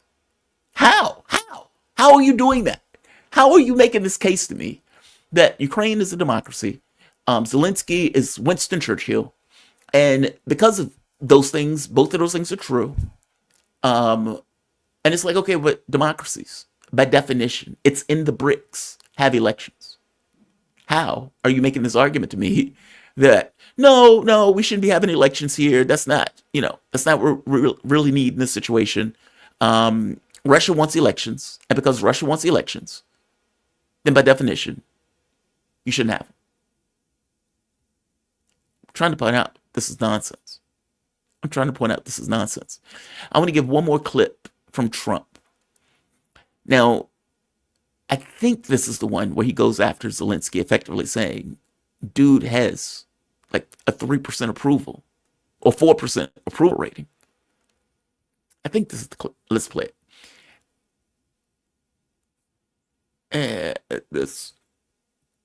And this. Is that we gave him. Well, we gave them, I believe, $350 billion, but let's say it's something less than that, but it's a lot. And we have to equalize with Europe. That's not the right one. He's talking about the money on that clip. Effectively, we gave him $300 billion. Zelensky pointed out that he didn't know where all the money was, or at the very least, half of it was gone. Right here. This goes to Zelensky's approval rating. And he points out Zelensky has a 4% approval rating. Now, I would tell you that in the recent polling that has been taking place under Gallup, when the question was asked, do you want to end the war, even if it means territorial concessions? The answer was definitively yes, end the war, end it, even if it means territorial concessions. Oh my God, end the war. Okay, well, if you have a president who is being called messianic, who's being called delusional, who's being called an impediment to having any kind of peace in that region, okay, well, he is in contrast with what the public in Ukraine wants. So Zelensky, who knows that he would lose if then another election came up, is doing any and everything in his power to avoid elections.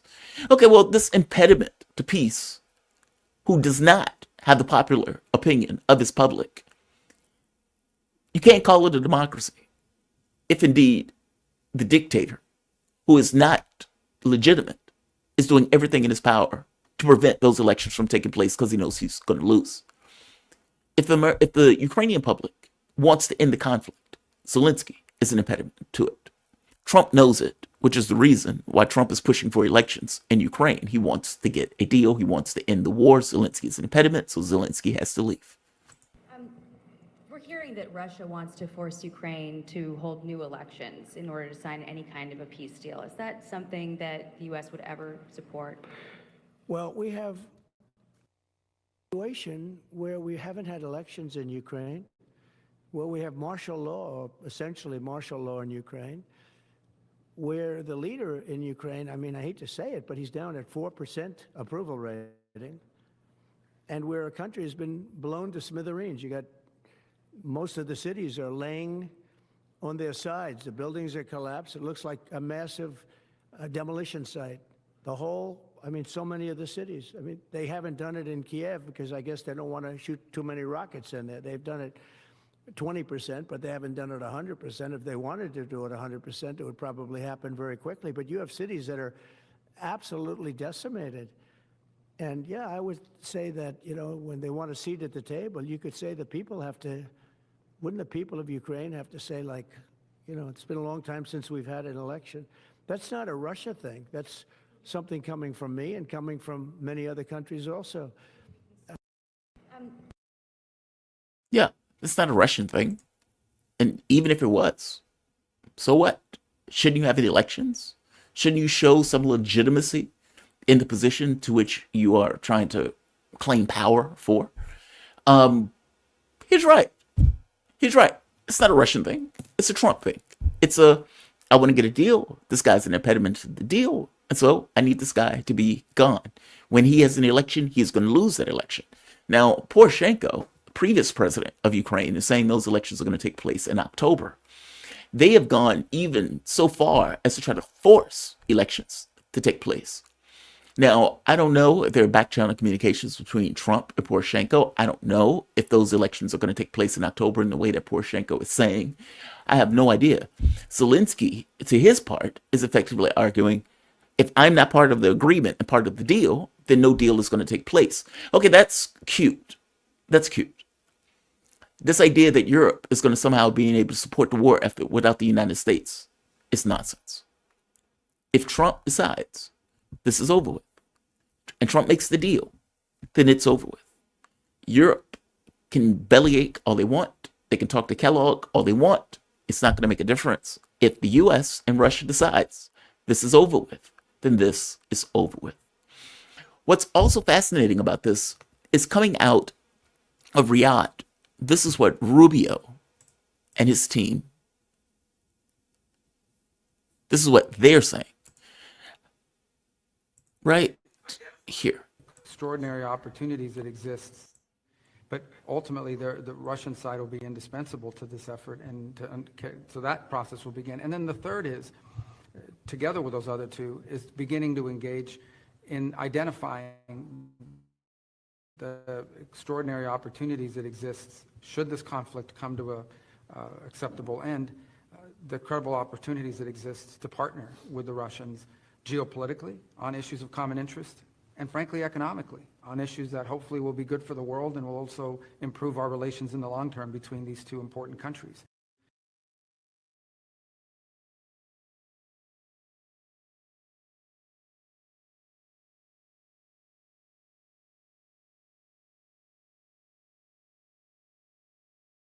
backing this is BRICS. It's the specter behind the scenes. It's not something that they are talking about openly, at the very least, not yet. But when they're saying things like, well, we need to pull Russia away from China, good luck with that. That's not going to happen. What Trump knows and what Trump sees is that the US dollar is taking a hit. That the US dollar at one point was the world currency to the tune of 70%, if not more, and has now dropped to 50% or a little bit above 50%. So if you're Trump and you're looking at this and you're saying to yourself, I need to preserve the dollar because the dollar allows us to be a hegemon in the world. And more importantly, I need to preserve the hegemonic status. And in order for me to do that, I need to protect the dollar. Then I need Russia to stop screaming to various countries about having a currency outside of the dollar. So from Trump's point of view, okay, I need to preserve the dollar. I want America first. I need to make a deal with Russia that normalizes relations and at the very least tries to dampen the speed towards a currency outside of the dollar that BRICS is trying to create. A lot of this boils down to economics. How can we keep America to be the hegemon? And in keeping America to be the hegemon, we need the dollar to be the main mover and shaker in the world. If we are putting difficulty in using the dollar, if we're making the dollar a difficult product to use, then less countries, by definition, are going to use it. We've taken Russia off the SWIFT system. We've stolen, $300 billion from Russia. And the way that we've done this, we've passed every sanction in the world that we can think of, and they withstood it all. And now that they withstood it all, they want options with other countries that go beyond the usage of America's, let's say, products. It's an economic issue. Hence, they're not saying it. Trump said it over the course of the election that we need to stop these countries from going after the dollar and BRICS and all of these countries in the way that they've aligned themselves. They've aligned themselves against the US because of the way the US has engaged in the world. And so from his point of view, if I lessen sanctions, if I normalize relations, if I get rid of the sanction, not just lessen, then maybe Russia would slow down in their push for a currency outside of the dollar. I understand his argument and where he's coming from with it. I guess the catch becomes, have things gone too far? I would say they have. Have countries lost trust? I would say they have. If Trump is willing to take this route, would Russia lessen their pace on coming up with something outside of the dollar? I don't know, maybe, maybe not. I would say that from Trump's point of view, they would be able to take advantage of the businesses going back into Russia. They would be able to have all sorts of business deals. They would be able to make agreements on what the world looks like moving forward, a kind of new norm, a new standard that Donald Trump seemingly wants to run with in regards to international relations. This acknowledgement that we're in a multipolar world, in the context of that acknowledgement of being in a multipolar world, that the U.S. is going to look out for U.S. interests. It's a new norm in the way that he's going about doing this. Does he have the power to do it alone? He seems to be taking a lot of pissing matches against everybody. I don't know. It's weird. It's strange. It's something new. We will see how this turns out. But he is pushing very hard on this notion of, I'm going to end the war. I'm going to normalize relations. We're going to make a ton of money. I'm going to have Russian oil flowing again in normalization or normalized ways, in which case inflation may go down. So the price of eggs, the price of chicken, the price of things that you're paying at the grocery store may go down. Like all of this stuff is in his thinking. I guess I'm trying to point out that it's wrapped up within the negotiations of Ukraine being a chip on the table, not the entirety of the negotiations. The point is to normalize relations. Ukraine is somewhat of a symbol in doing so. It is fascinating. I've never seen a flip that fast in regards to the changeover in the way this war has been talked about. Unprovoked war of aggression is off the table. He's effectively blaming Ukraine for the war. And for that matter, Joe Biden is being incompetent and starting the war. Fascinating. It's just fascinating. And all of this took place in the blink of an eye. It's completely fascinating. Let's go to the chat for a bit. Duly noted. I love that name. Duly noted. Trump needs to replace Kellogg with McGregor.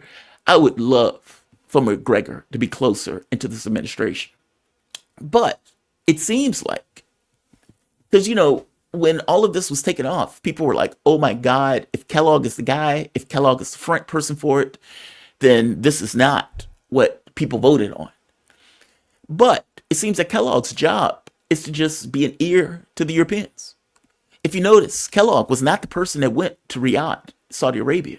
Kellogg went to Europe at the Munich Security Conference, having a conversation with Europeans to listen to them, to hear their grievances. But Kellogg is not in the process. So I don't take issue with Kellogg being the person to be an ear to the Europeans, to effectively babysit Zelensky and babysit the Europeans as the adults put an end to a senseless war. So, yes, McGregor would be great, but keep in mind, Kellogg's role and job is not part of the negotiations. Kellogg's role is something else. So, yeah, he may make provocative statements, but he's making provocative statements to Europe, in Germany, as opposed to Riyadh, where the actual negotiations are taking place, meaning he doesn't have a role, or he doesn't have a direct role. His role is babysitting. I take no issue with that. I don't want McGregor to be a babysitter. I want McGregor to be involved. I would prefer McGregor to be involved. But I do take your point. I do take your point, duly noted. Mr. Ripley, I'm coming to the sincerely held belief that Israel was benefiting or behind 9/11. I didn't think that a year ago. I think it now. Mr. Ripley, I don't know. I don't know. 9/11 is one of those, I don't know, third rails, fourth rails, fifth rails, whatever they call it. I honestly don't have a take on it. Pretty Ugly Things, super sticker. Thank you, Pretty Ugly Things. Back at you. Again, love the name. Janice Anderson. Workers strike back convention on Saturday at 10 a.m. Do dissidents after 2. Send links there for all other streamers. Okay. To all their own. Reach out to them. I will. And what is it called? Workers Strike Back Convention. Janice, thank you for that. I'll look it up. I have zero issue running it. Strike Back Convention. Yeah, I have zero issue running it. Saturday's gonna suck. As a day for it. But Janice, zero issue running it. Thank you for that. Thank you for the chat, by the way, and also thank you for the heads up. The well-dressed nerd. Brave. What's happening, Brave? Bernie's being a hoe. So true. Nothing new. Bernie is infuriating. Bernie is infuriating. I think part of the aggravation with Sanders is that I genuinely like the guy, even though I hate what he's doing. And what I mean by that is Hakeem Jeffries is trash. I've said it before. I think I even named my video Hakeem Jeffries is trash because he doesn't seem to get the hint that the issue is not messaging. The issue is not what you're saying per se. Is that you don't stand for anything. There's nothing behind the suit. It makes you think Nancy Pelosi stepping down was a bad thing. He is that bad. He is that much worse. The idea that you go on TV and say, we've lost it all. I have no idea what to do. We are screwed. Okay, that may be true, but I don't need you saying that. And all things being equal, I would rather a self-assessment of how are we getting this so wrong? They seem to want to work between the lines, work within the context of constraints. The constraint being we want to continue to take gobs of money from the billionaire class. We want to continue to remain associated with this and still pretend that we are somehow fighting for workers. Okay, that doesn't work. That has shown itself not to work. They think that they are correct. They think that they are doing everything right and they don't really need to make any kind of grand change. I think, and considering the results of the election with workers going for Trump, I think they're getting it wrong. They lost to a billionaire. How do you lose to a billionaire? That's astonishing. Sanders, what he's saying here is right. They are coming for Social Security. They do want to privatize Social Security. They do want to destroy Medicare. They do want to destroy the public sector. All of that is true. All of that is true. So why can't you make a cohesive argument to get the American public to believe it and to back you on it? How do you lose to a blue-collar billionaire? How do you become the party of pro-war and forever wars? How are you running around with Liz Cheney as if Liz Cheney is somehow, mother's milk, that she is somehow something that Democrats are going to get behind? It is outrageous. So when Sanders is making this argument here that, look, they're making a play to destroy governmental services, he is entirely correct. The problem with this is that Democrats will put Sanders out to say stuff like this, but they're not going to expand Social Security. They're not going to increase the minimum wage. They're not going to ensure that college is free, meaning they're not going to do the things necessary in order to maintain and expand those governmental services, something that a left-wing party, all things being equal, would ostensibly do. It's not in them. And yet they would rub themselves in Bernie Sanders in order to get this feel of FDR as if they are, while never, or at the very least, willing to put a knife in Sanders the moment that they get any inkling of power. Meaning they will say it when they're out of power. Hey, I'm calling to pay this bill now that I've lost my job. But when they're in a position to pay that bill, when they're in a position to do that, they don't. That is the issue. They don't stand for anything, which is the thing that they're fundamentally missing in any kind of rhetoric that is coming out of Democratic leadership, or for that matter, that's coming out of somebody like Bernie Sanders. Sheepdog, cowbell, in the way that Dr. Leon put it, is entirely correct. Again, everything Bernie Sanders is saying here is correct. The issue is, what do you do about it? What is your political coalition? And does your political coalition believe in these things? And my point is, they don't. Into this, and what we do know is that there's a lot of people that still remain in the database, but as far as people who are actually getting payments, it was 44,000 who got payments according to an audit that was done in 2023. Out of how many millions? There's tens of millions. So when they say tens of millions, that would be this is what. Now, to be clear, what Sanders is pointing out here is, look, it is a leaky bucket. We're talking about government dealing in hundreds of billions of dollars. And you are talking to me about a few $1 million, maybe tens of millions of dollars that might have went to people who shouldn't have went to. Okay, this is absurd. I don't care, but the tens of millions, considering the huge scale of the budget on issues like Social Security, Medicaid, Medicare, etc. Basically, why are we having this conversation about this minor thing when the entire context of it is to destroy these government services?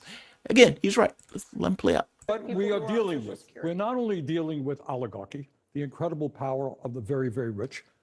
We're not only dealing with a move toward authoritarianism, we're dealing with what is new to America. Politicians have always lied, nothing new about that. But the level that we're seeing right now, the big lie, over and over again, and it goes out, there's a big lie, and then it goes out on Musk's Twitter to several hundred million people, repeated over and over again. Now the word is out there, people on Social Security, 150 years of age. Can you believe it? The whole thing is corrupt. It's broken. Well, where does that lead you, Caitlin? What's the next step? If government can't do anything, if Social Security doesn't work, if Medicare doesn't work, if Medicaid doesn't work, we're going to get rid of all of those programs, and we're going to give it over to the billionaire class to run it. That's what you think they're ultimately trying to do. Yeah, at the end of the day, not only do Social Security. they want massive cuts to programs for the working class in this country in order to give tax breaks to the very rich, and then they want to move to the privatization of every important government agency. He's right. He's right. Sheepdog Sanders. He's right. Are they going to do anything about it? No. But I want to bring in my guests. I am joined with the man himself, the one, the only, Michael Maloof. Great friend of the show. There we are. Great friend of the show. Michael, let me give you your byline. Michael Maloof. He is, there we are. Michael Maloof He is former senior security policy analyst for the Office of Secretary of Defense, author, and regular contributing analyst on RT and other media outlets. He has nearly 30 years of federal service experience in the U.S. Department of Defense. How you doing this morning? You doing okay? I'm hanging in there. Good. I got to get your take, just your overall view of what has been taking place over the last, I guess, few days. It's been about 2 weeks. Trump had his phone call with Putin last week. They moved extremely fast to have talks in Riyadh. Those talks broke up yesterday with Rubio coming out effectively saying, hey, we have a great opportunity here in order to kind of put this to bed. The conversation seems to be not just on Ukraine, but on global affairs in its entirety, and the normalization of relationship with Russia. Give me your take, just your overall view as we step into this. Well, I think you're seeing a whole new paradigm occurring here toward Europe. The outlook on the whole geopolitical, geostrategic frameworks that have existed for so long. The questioning of whether NATO is really a viable defense alliance in this day and age when we don't see any, when Russia actually was provoked in the first place as a result of the West. And I just heard a little commentary this morning where someone was saying that Trump was all wrong about suggesting that Zelensky had, the so-called president of Ukraine had could have ended this conflict, but didn't. They question that when they say, well, Russia invaded. Well, that's true. Russia did invade. But nobody talks about the history that led up to that occurrence. These things just don't happen in a vacuum. It was 10 years of 8 years of bombing relentlessly the eastern part of Ukraine, and the fact that of NATO expansion, which the Russian Federation felt became a threat when its own defense alliance, the Warsaw Pact, had gone away back in 1991. So and you have people openly in the West, Boris Johnson, Victoria Nuland, openly advocating for the overthrow of Putin and his government, and maybe even breaking up Russia as a result. So they're pretty open about it, and Victoria Nuland actually has admitted that they told Zelensky not to sign the Minsk I, Minsk II actually agreements, and even though the respective size of Russia and Ukraine had already initialed. So there's a lot more history that needs to come out that most people are not aware of.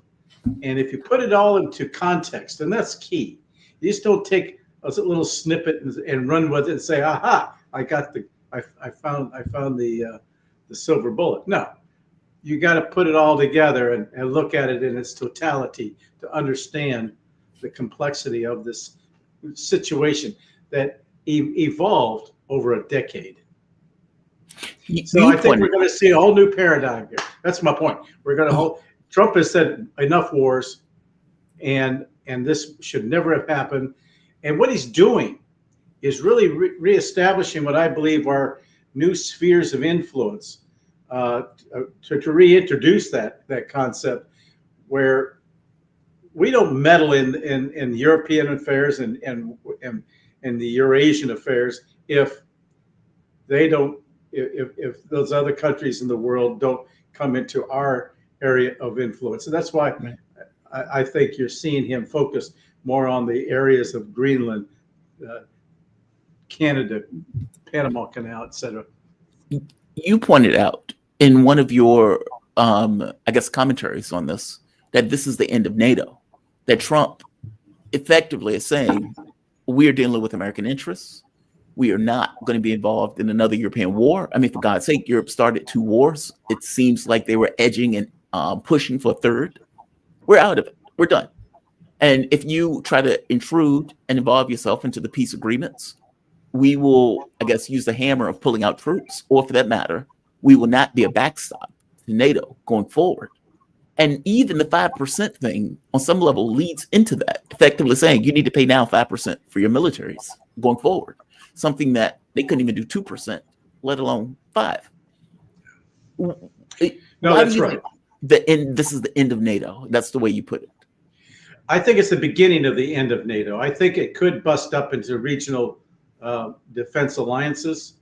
The Scandinavian countries have theirs, and Eastern Europeans have theirs. But as a cohesive entity, that the NATO and the EU, as far as I can see, really have outlived their usefulness and effectiveness, and because they have begun to try to usurp the nationalistic notions of each country. That's why you're seeing Hungary, Slovenia, these countries beginning to recoil, and of course that ever present recalcitrant Turkey. You can't figure one day or the next which leaning he's on, that Erdogan's on.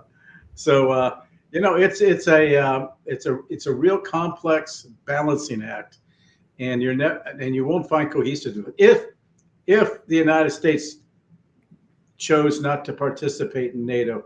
Europe itself would not be able to manage its own defenses collectively, and they have proven that. And I think they're beginning to admit it. I want to play this clip, but I want to get your take on this clip where Donald Trump is talking about, look, you guys have 3 years to negotiate and enter this war, and you didn't take it. And I say, yeah, he's right. This is Trump. Do you have any message for Ukrainians who, after 3 years of fighting, might feel betrayed or disappointed at not having a seat at these initial talks in Saudi Arabia?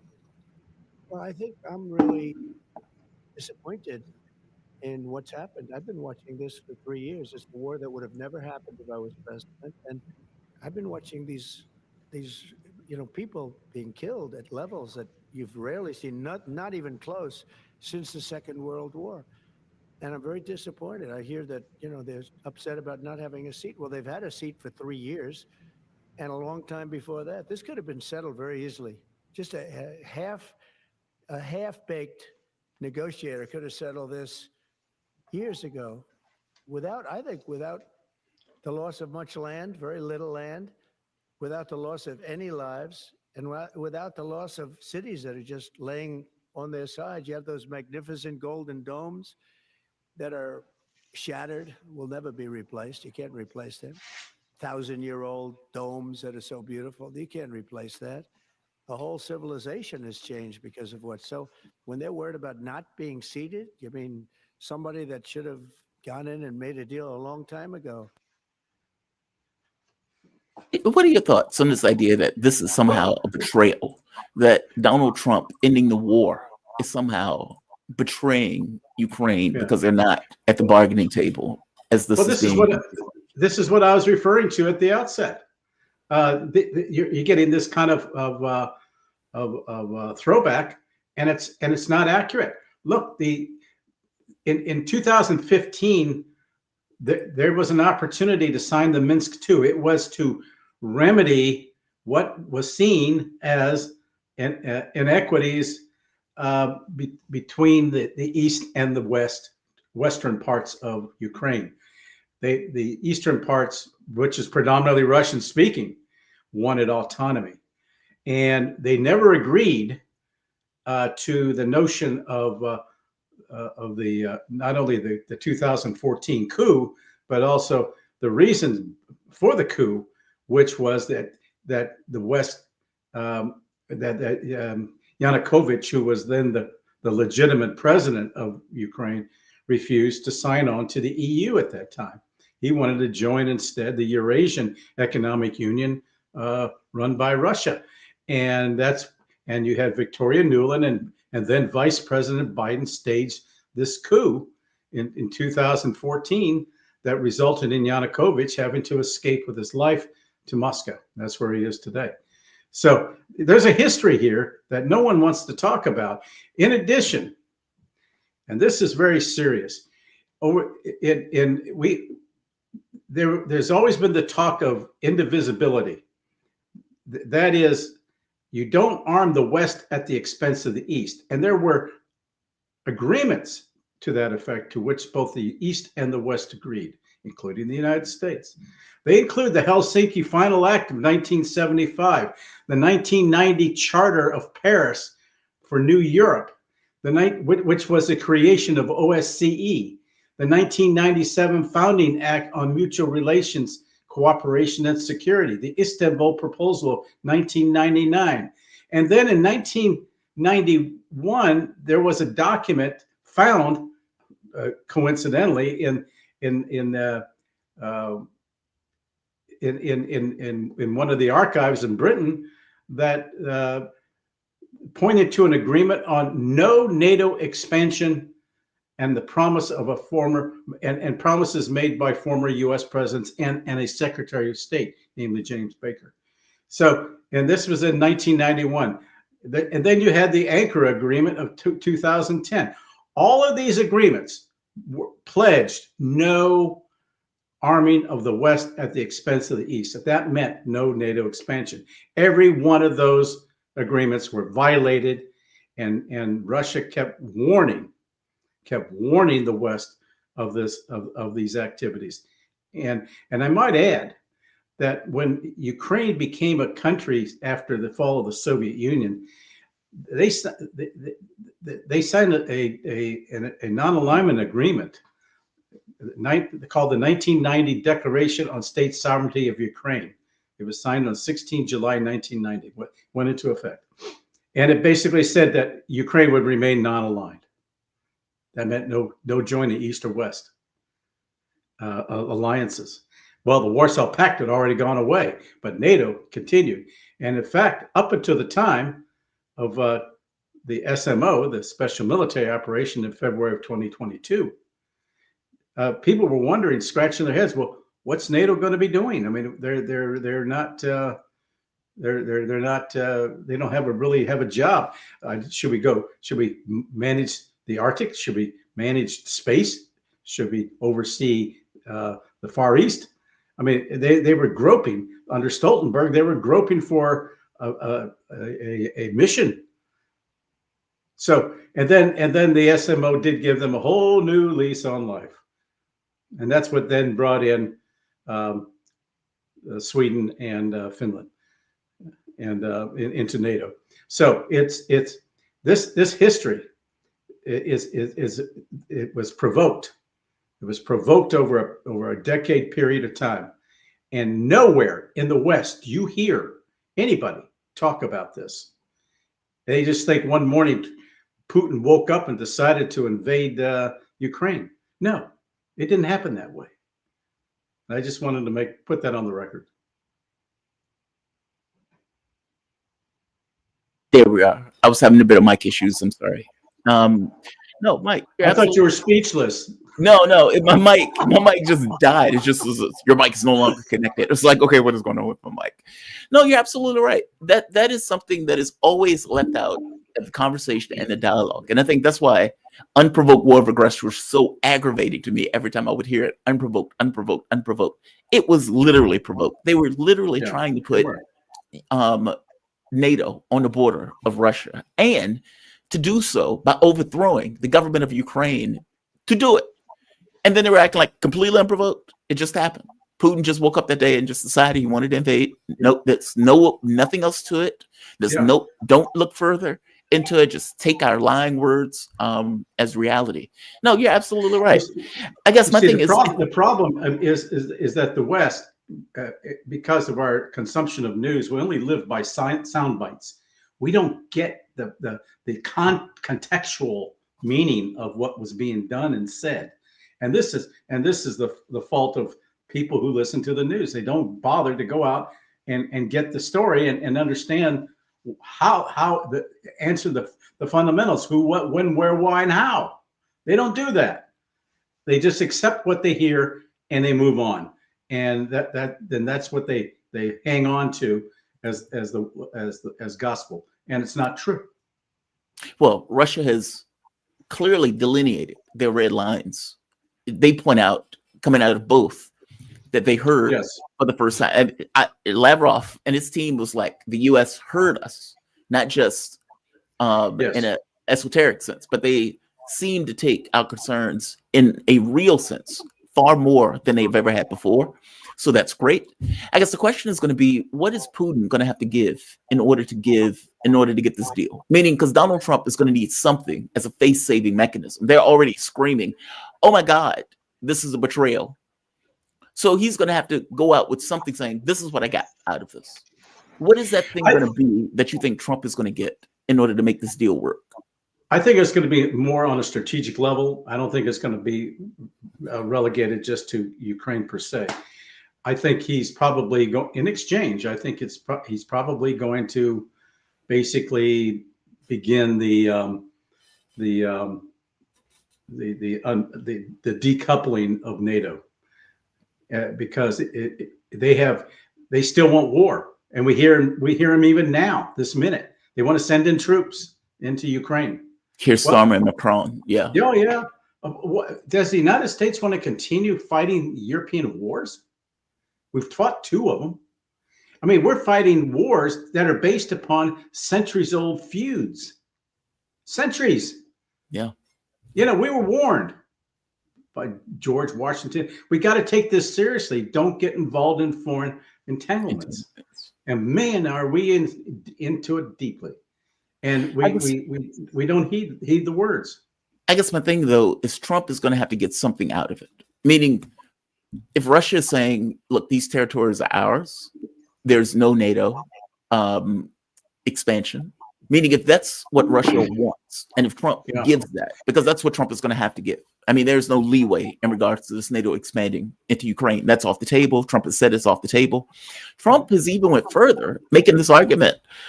Look, Russia would never tolerate Ukraine going into NATO, even before Putin. And went further in saying this is not something that we want when it resumes in 6 months, meaning we need a permanent settlement to the war going forward and on what the world looks like in regards to European security architecture. Well, I'll tell you something. It's my suggestion that Trump is looking at the U.S. having a final settlement.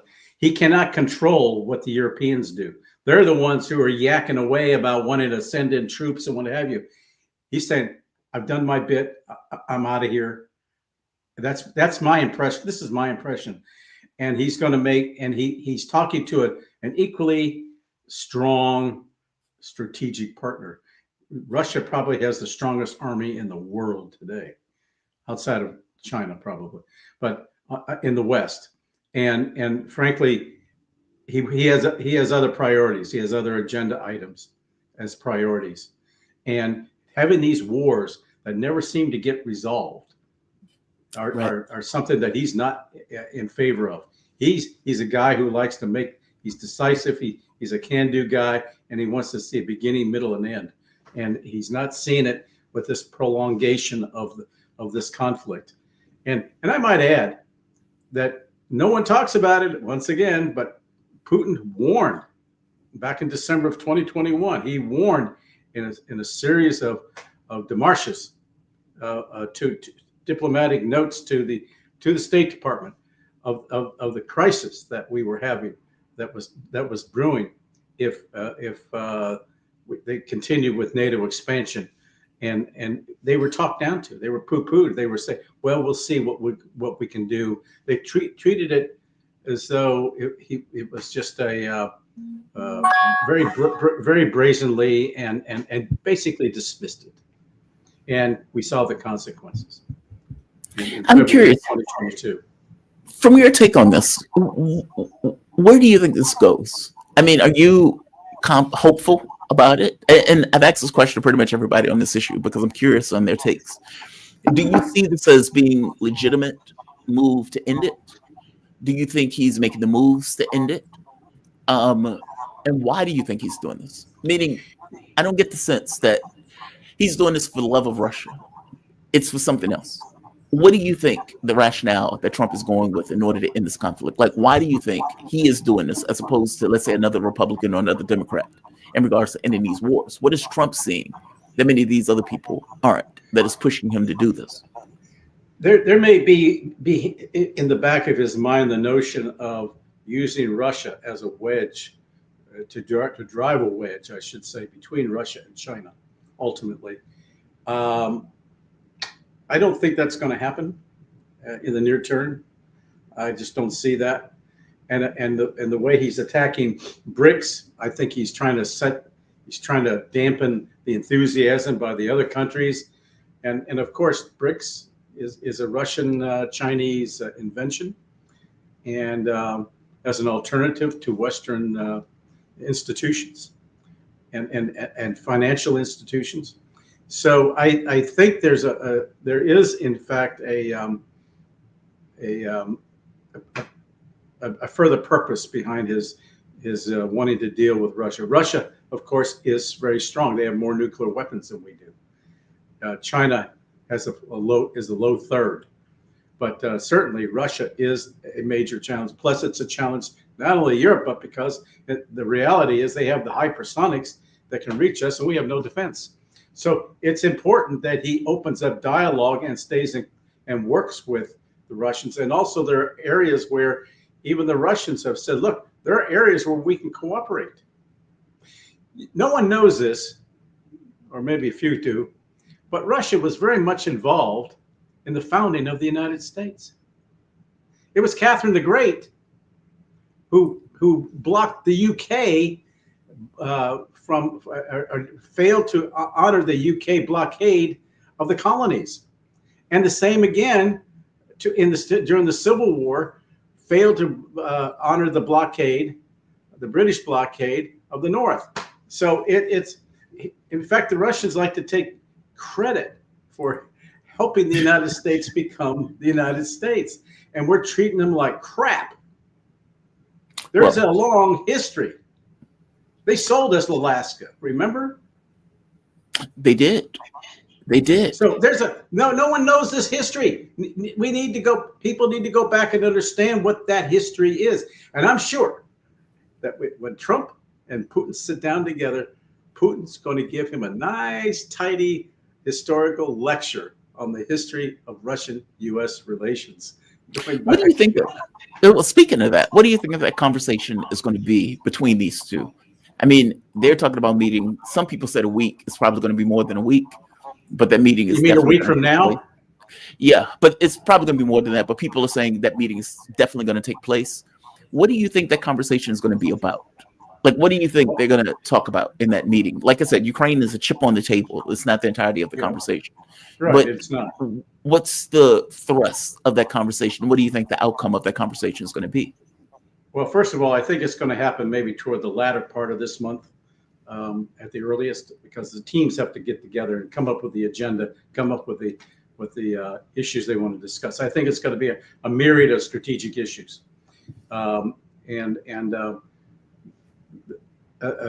maybe working out deals in terms of the northern passageway in the Arctic, for one.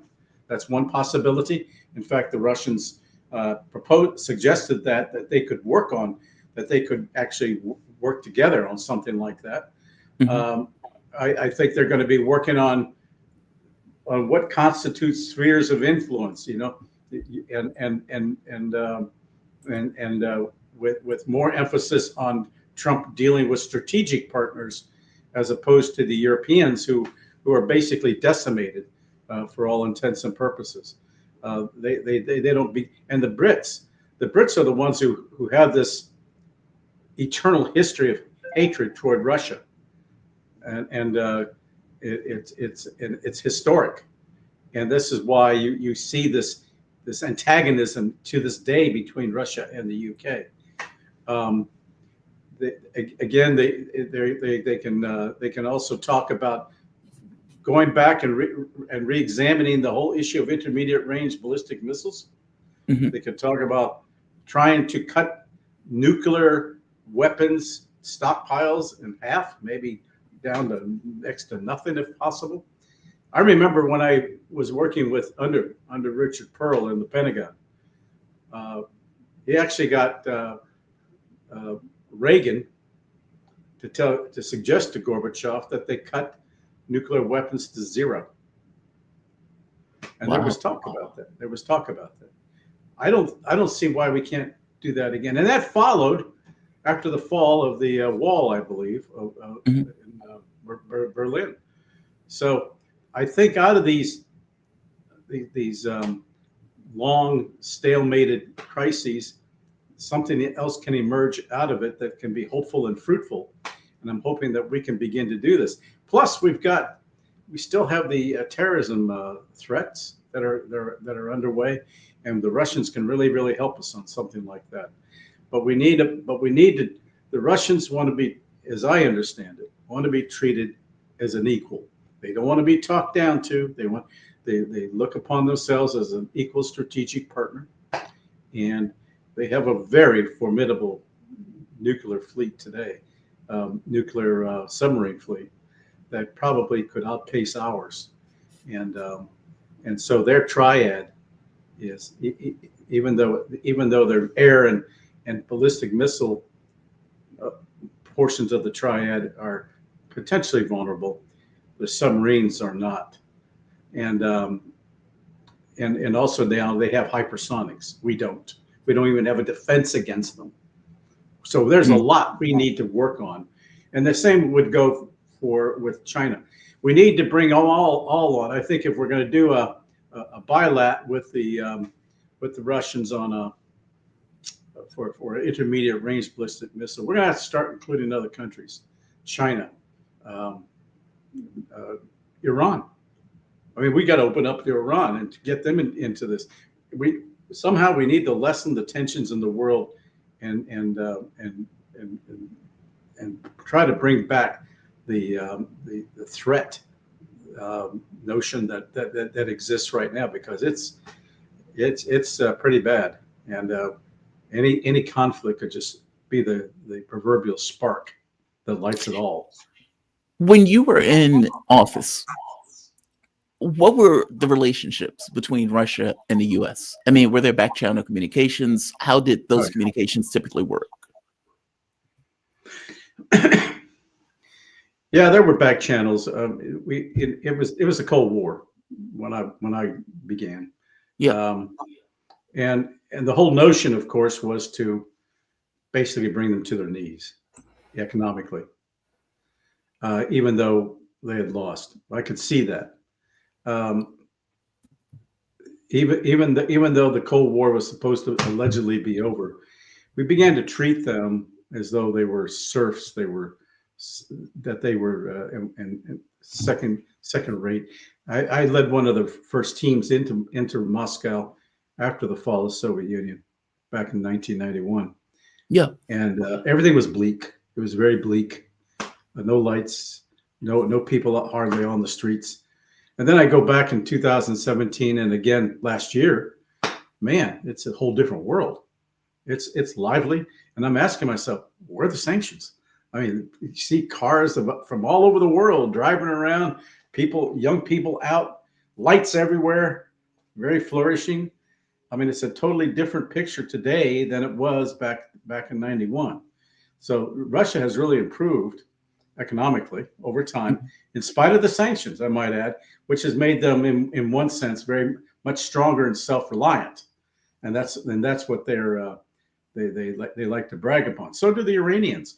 The sanctions, even though they're supposed to punish them and make them heel to our demands, it actually emboldens them and challenges them to come up and be their own self-reliant countries, and they're doing a great job of it. It may not have the qualitative edge that we have, but certainly it's functionally equivalent. Before I let you go, hit Iran for a bit. I've seen some reports that have stated that Trump wants Russia to help with Iran, that effectively it's almost like Russia is a back channel to Iran. How do you see that? Do you see that as being also part of the conversation?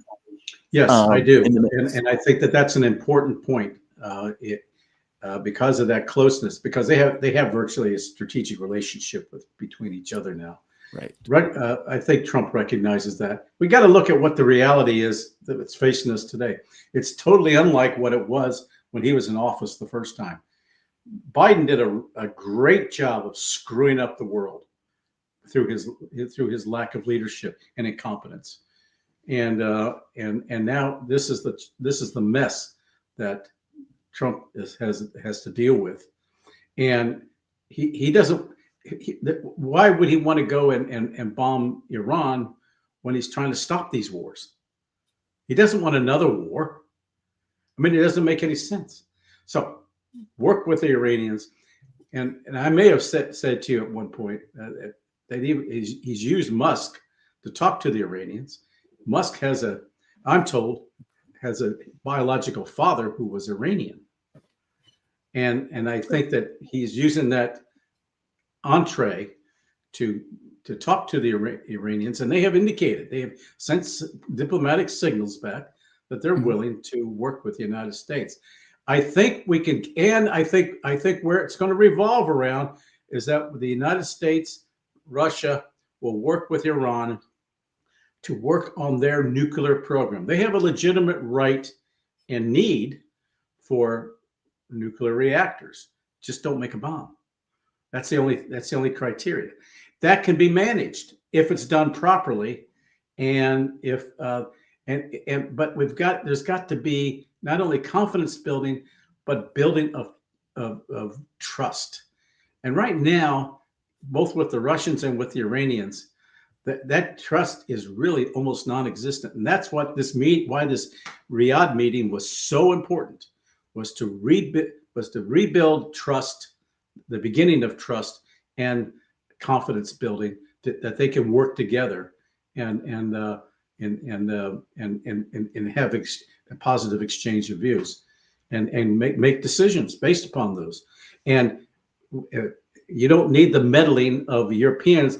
They're so antagonistic. All they want to do is continue war. Well, that they're part of the problem, not part of the solution. So Trump has moved on. Last question before I let you go. Does Europe have any capability of interrupting the peace process? What they can do is independently act. The United States will not come to their assistance, and if they want to antagonize the Russians, then it's on them, and it will not involve NATO. And if they want to go ahead and attempt to attack Russia, then the Russians are just going to sweep in, and Article 5 just will not apply. And I can assure you that all of the NATO countries combined would have a very difficult time without the United States to take on the Russians at this point. They don't have the firepower. They don't have the industrial base. They don't have the ability to continue industrial production of war equipment, because then their industries will be vulnerable to hypersonics. Michael Maloof, he is former senior security policy analyst in the Office of Secretary of Defense, author, regular contributing analyst for RT and other media outlets. He has nearly 30 years of federal service experience in the office or the U.S. Department of Defense. Michael, man, always appreciate these conversations. Thank you for this. Thank you. All right. I would like to go to my next guest. You all know him. You all love him.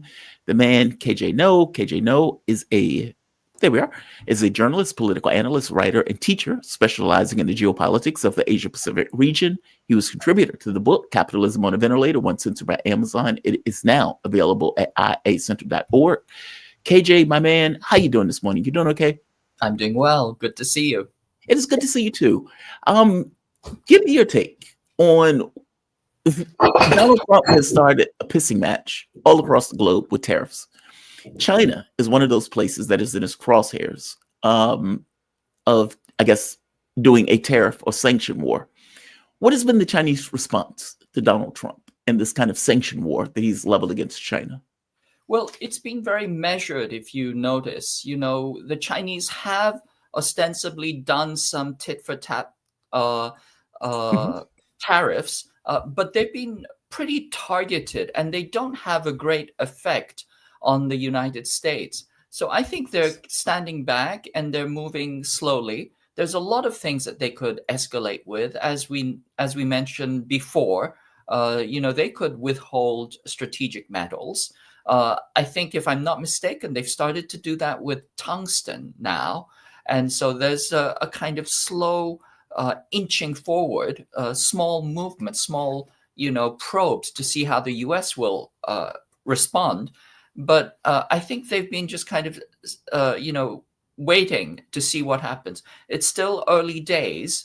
They're not happy about Trump's administration removing some of the language on the State Department fact sheet about Taiwan, namely that they do not support independence. That language was removed. So the Chinese have voiced strong opposition to that because they're concerned about the salami slicing that has constantly been happening regarding Taiwan Island. But I think there's just still kind of in this wait and see mode. I think a lot of people are.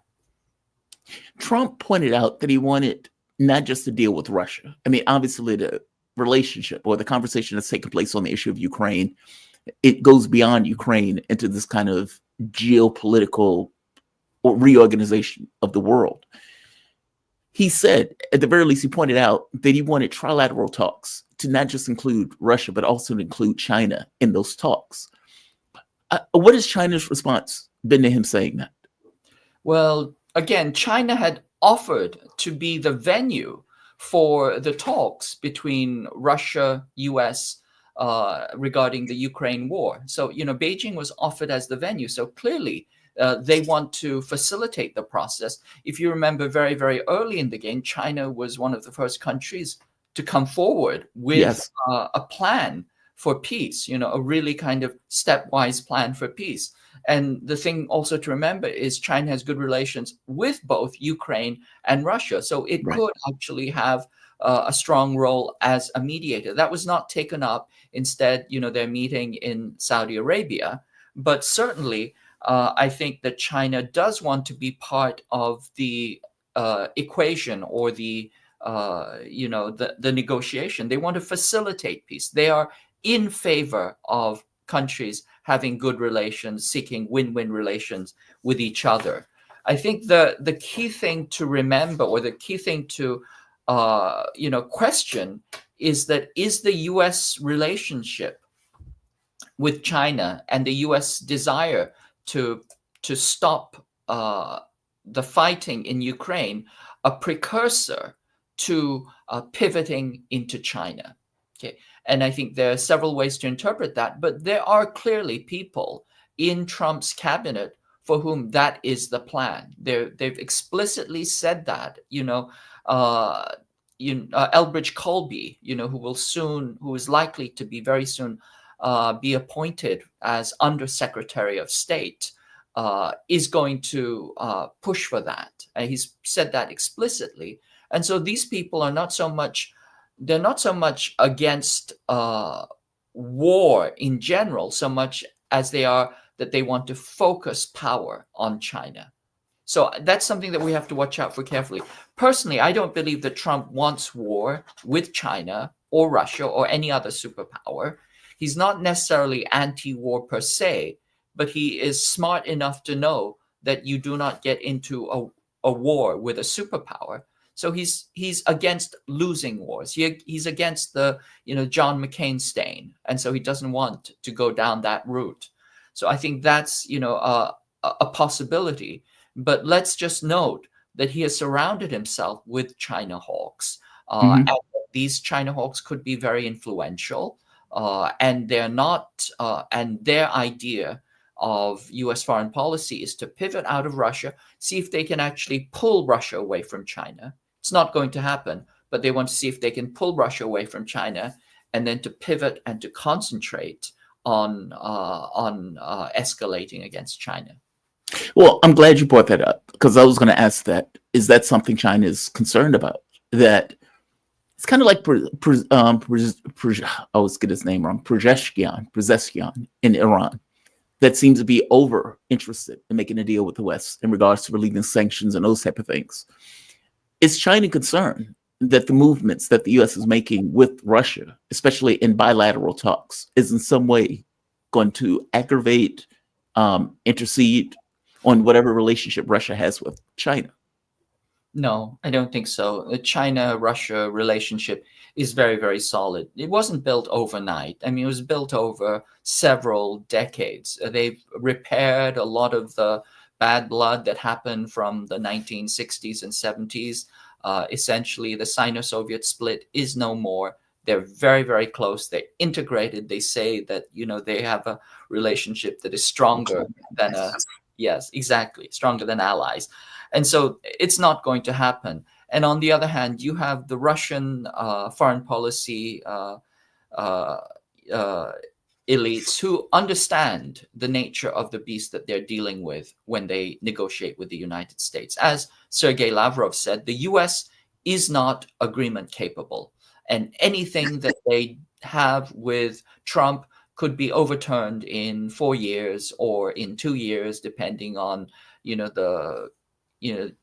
depending on how legislative elections go. So they're not going to put all their chips into, that, lay that bet on that number. They're going to stay close with China.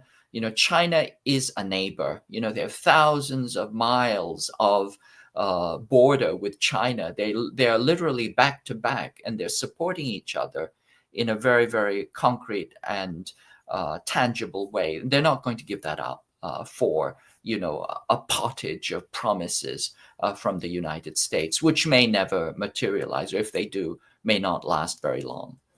Yeah, I agree with that. Like the speed at which Donald Trump is moving to end the war in Ukraine, ironically, shows this kind of 180 that could take place in regards to policy. And so in this case, it's good. In 4 years, Trump could lose to some rando Democrat that upsets all of it and just changes all of it. So 1,000% agree with you on this. It is fascinating, though, the speed at which Trump is moving on this. Effectively looking like he's trying to get the deal. And like you point out, I don't think he wants a war.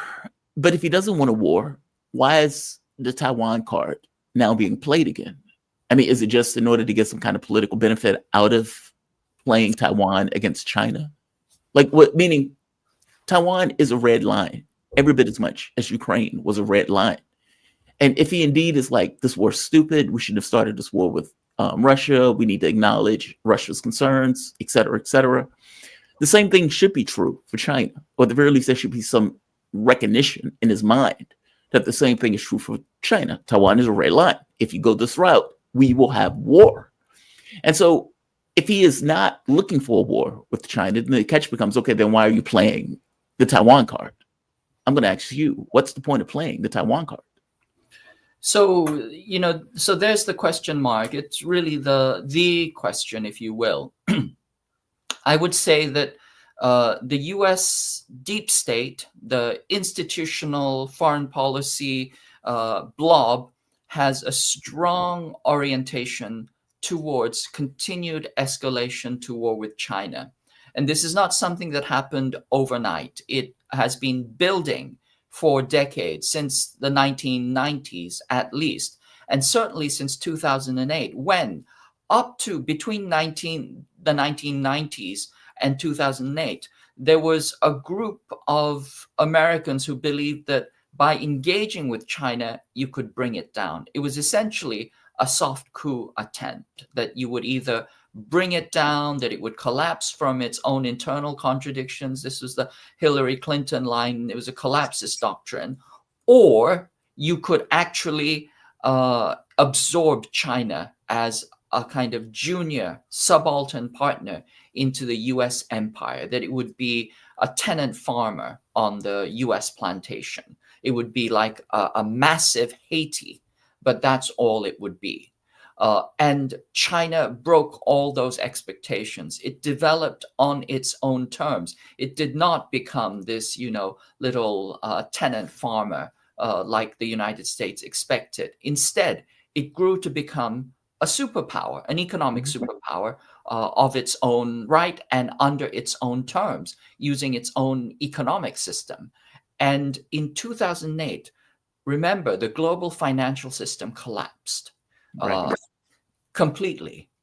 And instead of China collapsing, it was very clear that the Western imperial core was actually in danger of collapsing.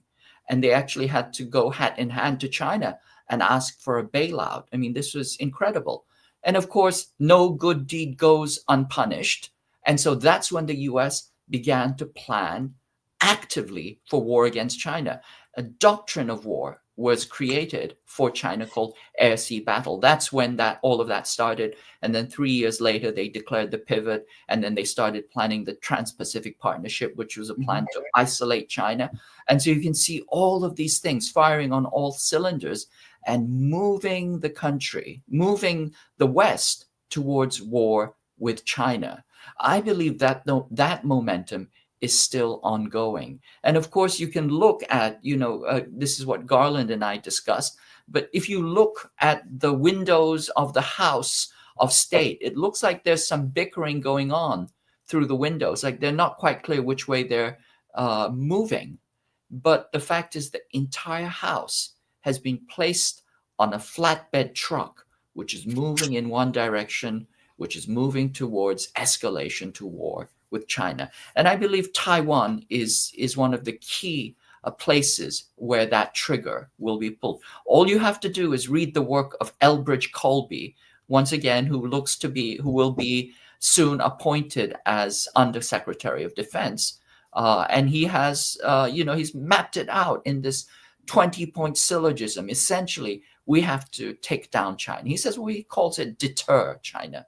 But it's like the Department of Defense. The U.S. has not fought defensive wars since, who can remember when, right? It's the same thing. When they talk about deterring China, they're talking about aggressing China. Well, wait, which one is it that Trump doesn't want war? Oh, okay. So correct. Okay. You got to explain it. Yeah. Let me clarify. I personally believe that Trump does not want war. Trump is not. He does not want war with China. I don't think that Trump is anti-war per se, but he is against losing wars. And I believe that he's smart enough to know that a war against China would be an immediate losing proposition. So he's going the way of trade tariffs, which are essentially a form of economic warfare.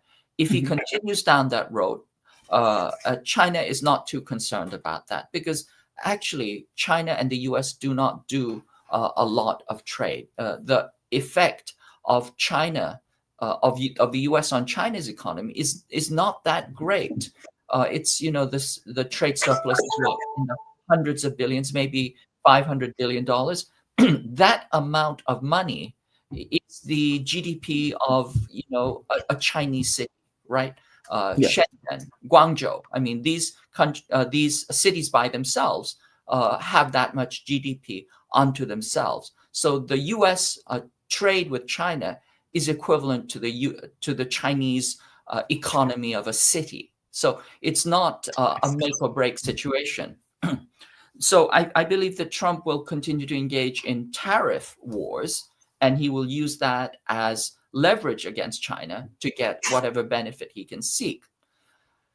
At the same time, I believe that he has surrounded himself with institutional neocons who are raring for war with China. And so that's where the internal conflict or the difficulty in deciphering what's going on, most notably, Elbridge Colby comes out of the Center for the New American Security. CNAS is the think tank that has obsessively planned war more than any other think tank, including CSIS. Of course, CSIS is part of it, so is the CFR. But CNAS, more than any other think tank, has planned obsessively for war with China. That is their great white whale. That's why you have Eli Ratner from CNAS. He was the former director. You have Elbridge Colby. He's from CNAS. You had 17 top cabinet officials in the Biden administration. Jake Sullivan. Wow. All of them. 17 of them were out of CNAS, and they were obsessively planning for war with China. Newland is from CNAS. And that CNAS cabal has not been removed. if Elbridge Colby comes back in, CNAS will be still, in the, catbird seat as far as driving the war against China is concerned. So the question is, what is Trump doing? Why has he surrounded himself with China hawks? Does he want to go along with that? Because if he does, then it will coast straight on towards war with China. There'll be continual escalation. Or does he have another agenda? That part is unclear. And because it's only been a few weeks, we have to watch a little bit further to see what happens. I get the sense, for one, I think you're right. I don't think all things being equal, he wants war. I think he's trying to get some kind of benefit, trying to, I don't know, keep the horse in the barn in some way. And it seems that he's going with this premise that, well, we may have multipolar world, but America needs to be ahead of that multipolar world. And so the action that he's taken is in order to, in his mind, preserve American hegemony against what he rightly acknowledges is this kind of new, developing, powerful China. I mean, correct me if I'm wrong on that. That's what it seems like it's taking place. We need to somehow mitigate the reach and the influence of China in world affairs. And if we need to do that through sanctions, fair enough. I don't want a war because we'd lose it. But maybe we can use the economic might in order to maintain this hegemonic control of global affairs. That's what it seems like. It seems like what he is trying to do is manage the world where America stays in power, but is not necessarily completely and entirely involved in foreign entanglements. Correct me if I'm wrong on that, though. Do you see it that way? I think that's a pretty fair assessment. I think that is probably likely how Trump sees things. But once again, who is he using for this? And I have to emphasize he's surrounded himself with anti-China hawks. And so whether he will be able to bend them to his will or whether they will, run the show with or without him remains to be seen. I will say one more piece. Trump is a neo-mercantilist. This is a, 19th century view, economic view. You build strong tariffs, you watch the balance of payments, you promote domestic industry, you try and have, a favorable or dominant trade relations with other countries. This is how you create wealth in your country. It's actually kind of a misunderstanding of the modern economic world, because at the same time that Trump is a neo-mercantilist, he also wants to maintain the US dollar as the global reserve currency. And he's not wrong in that, because the US dollar is the global reserve currency, the US gets an unlimited credit card. It can print as much money or, if you will, securities as it wants to. It can get stuff from other countries, $500 billion worth of stuff from China. And the only thing it gives them is pieces of paper, essentially IOUs, US treasuries. Right. So that is very, very advantageous. But that mindset actually is in contradiction to the neo-mercantilist mindset, which is a very, very different worldview and comes from a different, different economic model. Essentially, if you want to remain the global reserve currency, there's something called the Triffin dilemma, which means that you actually have to run a current account deficit, that you have to be printing more money than you are actually trading with other countries, because that's how other countries also trade. They trade using your money, so you actually have to print more and you have to have a current account deficit. Trump doesn't want that. He wants it both ways. So there's a contradiction in his economic plan, which I'm not sure how he's going to square that circle. It's very difficult. The other thing which I think is clear is that Trump, I think, is relying on leveraging technological superiority. So his notion of war against China, not those of his, neocon warmongers, but I think his notion of hegemony involves economic hegemony, remains to be seen, and also technological hegemony. And so in particular, in the domain of artificial intelligence, people have said AI is the one technology that will rule them all. Alex Karp has said that AI is a winner-take-all race. Whoever wins the AI race wins everything. And I think that's not an exaggeration. It is the cusp of transformation of a new industrial or technological revolution. So who takes the prize in AI takes everything. And Trump is focused on doing that. That's why he's surrounded by the Silicon Valley tech class.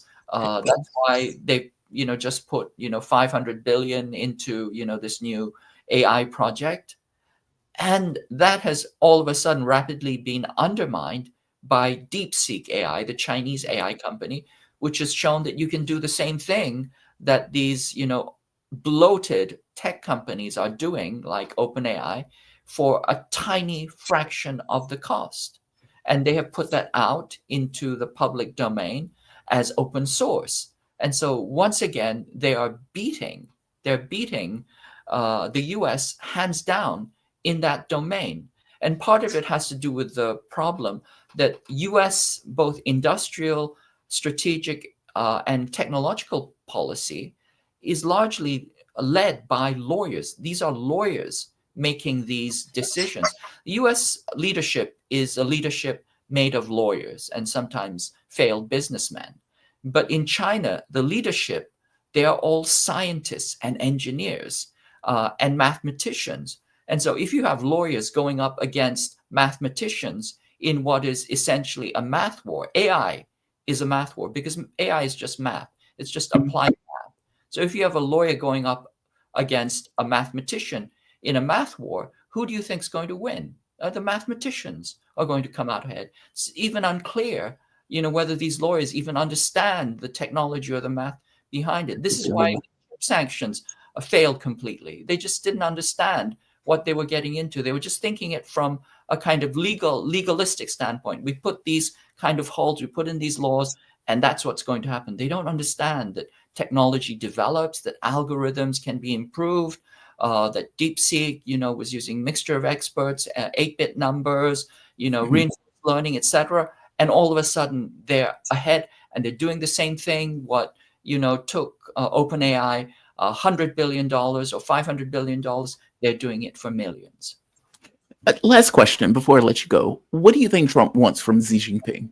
If they come to, let's say they have their own meeting, they have their own summit, what is it that you think Trump is trying to get out of that meeting in order to come to some kind of agreement in regards to the world order and the way that in the manner to which he is operating? Meaning, in the same way that he wants to have this kind of bilateral conversation with Vladimir Putin that's supposed to take place in a few weeks. If the same thing takes place with Xi Jinping, what do you think that meeting is about? And what do you think Trump wants in order to come to some kind of agreement where he shakes hands with Xi Jinping, we got a deal? What do you think that deal is? I'm on thin ice here because I don't have a lot to go on, but I would, at the risk of psychologizing, I would say that he wants ego gratification. I think he wants validation. He wants them to recognize him as a great leader of a great country, the greatest country in the world, that he's making the greatest country in the world. I think he may, in the best of words, try to come to some kind of modus vivendi with the other great superpowers.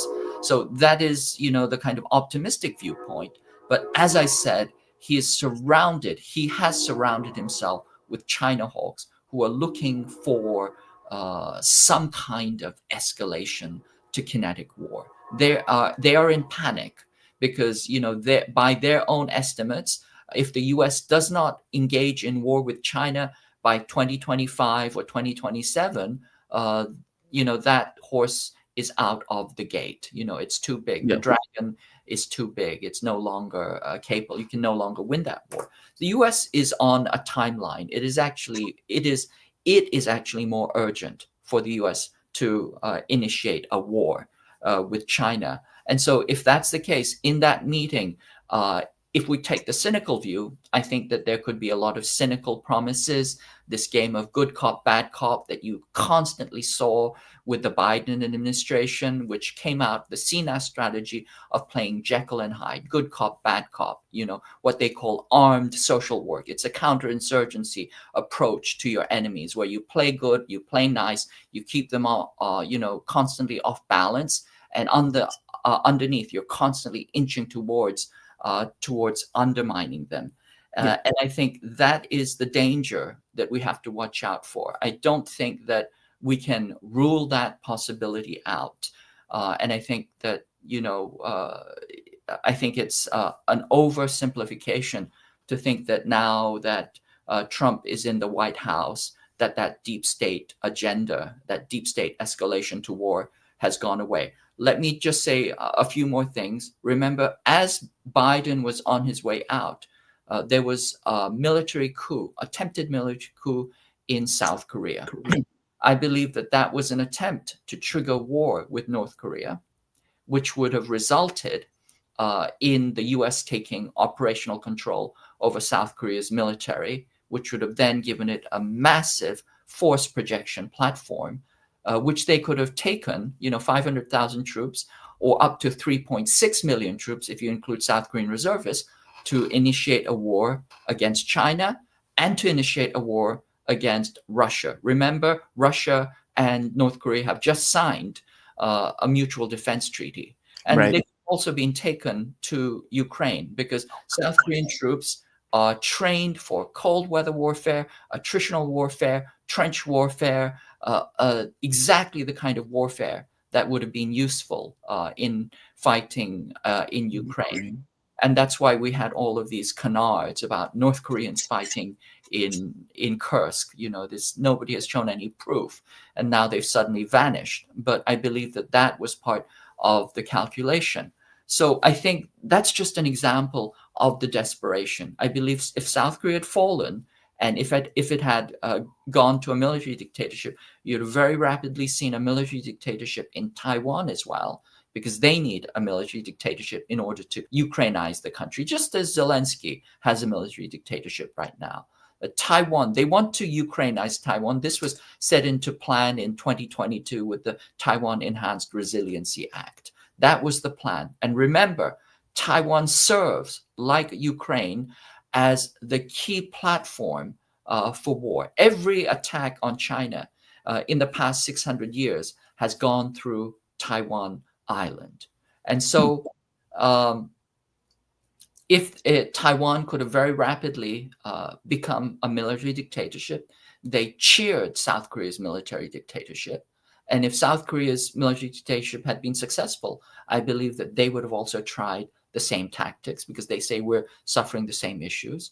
And I also believe that the Philippines, which is currently fighting a dirty war to wipe out an insurgency, could also very rapidly transition to a military dictatorship. So what you would have had is this axis of fascism, which is traditional from the 1940s to the 1970s, 1980s. There was an axis of fascism, which was Taiwan, South Korea, and Philippines. I think they would have gone back and reverted to that old axis of fascism. And in so doing, they would have been the key U.S. proxies for war against China. I think that piece was undermined when Yoon Suk-yeol failed in his little coup attempt. And so now the chessboard is all jumbled again. So we have to wait a little bit, see how the moves are reforming. Mm-hmm. But certainly, I don't believe the neocons have gone away. I don't believe their dreams of war with China have dissipated. Those people are lunatics. KJ, love you, man. Thank you for this. KJ No is a journalist, political analyst, writer, and teacher specializing in geopolitics of the Asia-Pacific region. He was contributor to the book, Capitalism on a Ventilator, once censored by Amazon. It is now available at iacenter.org. KJ, where can people find you? They can find me on the China Report on the Breakthrough News Network. I just recently did a presentation for the International Manifesto Group and Friends of Socialist China discussing AI and war. So they can also find me on that. Very cool, my man. Thank you for this, KJ. You have a good one. Be safe, okay? Thank you. Always a pleasure. Always, man. Thank you. All right. I am going to end this because I have an interview with Marandi at 10:15. I want to go through the chats first. Duly noted, Trump needs to replace Kellogg with Colonel McGregor. McGregor is fantastic. Mr. Riffley, I'm coming to the sincerely held belief that Israel was behind 9/11. I didn't think that a year ago. Talk me down. I can't talk you down. I don't have a tick on that, to be honest. Pretty ugly things. Super sticker. Shout out to you, Pretty Ugly Things. Janice Anderson.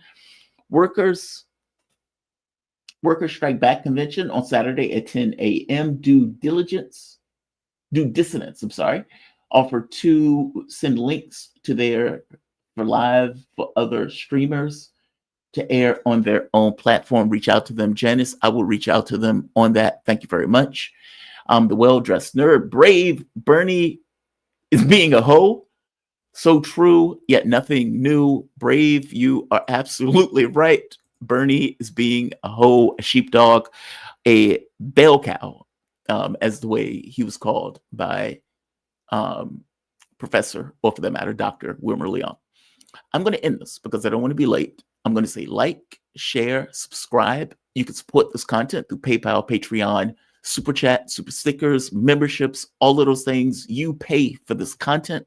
Most of these shows are demonetized, so anything that you offer to the show is deeply appreciated and helps this content keep ticking along. I'm going to say like it, share it, subscribe to it. You guys have a fantastic day. Hopefully this interview goes well. The last one ran technical issues, so I want to try to get that stuff straight now. So I'm going to say you guys have a fantastic day. Jamal Thomas Morning Show, episode 98.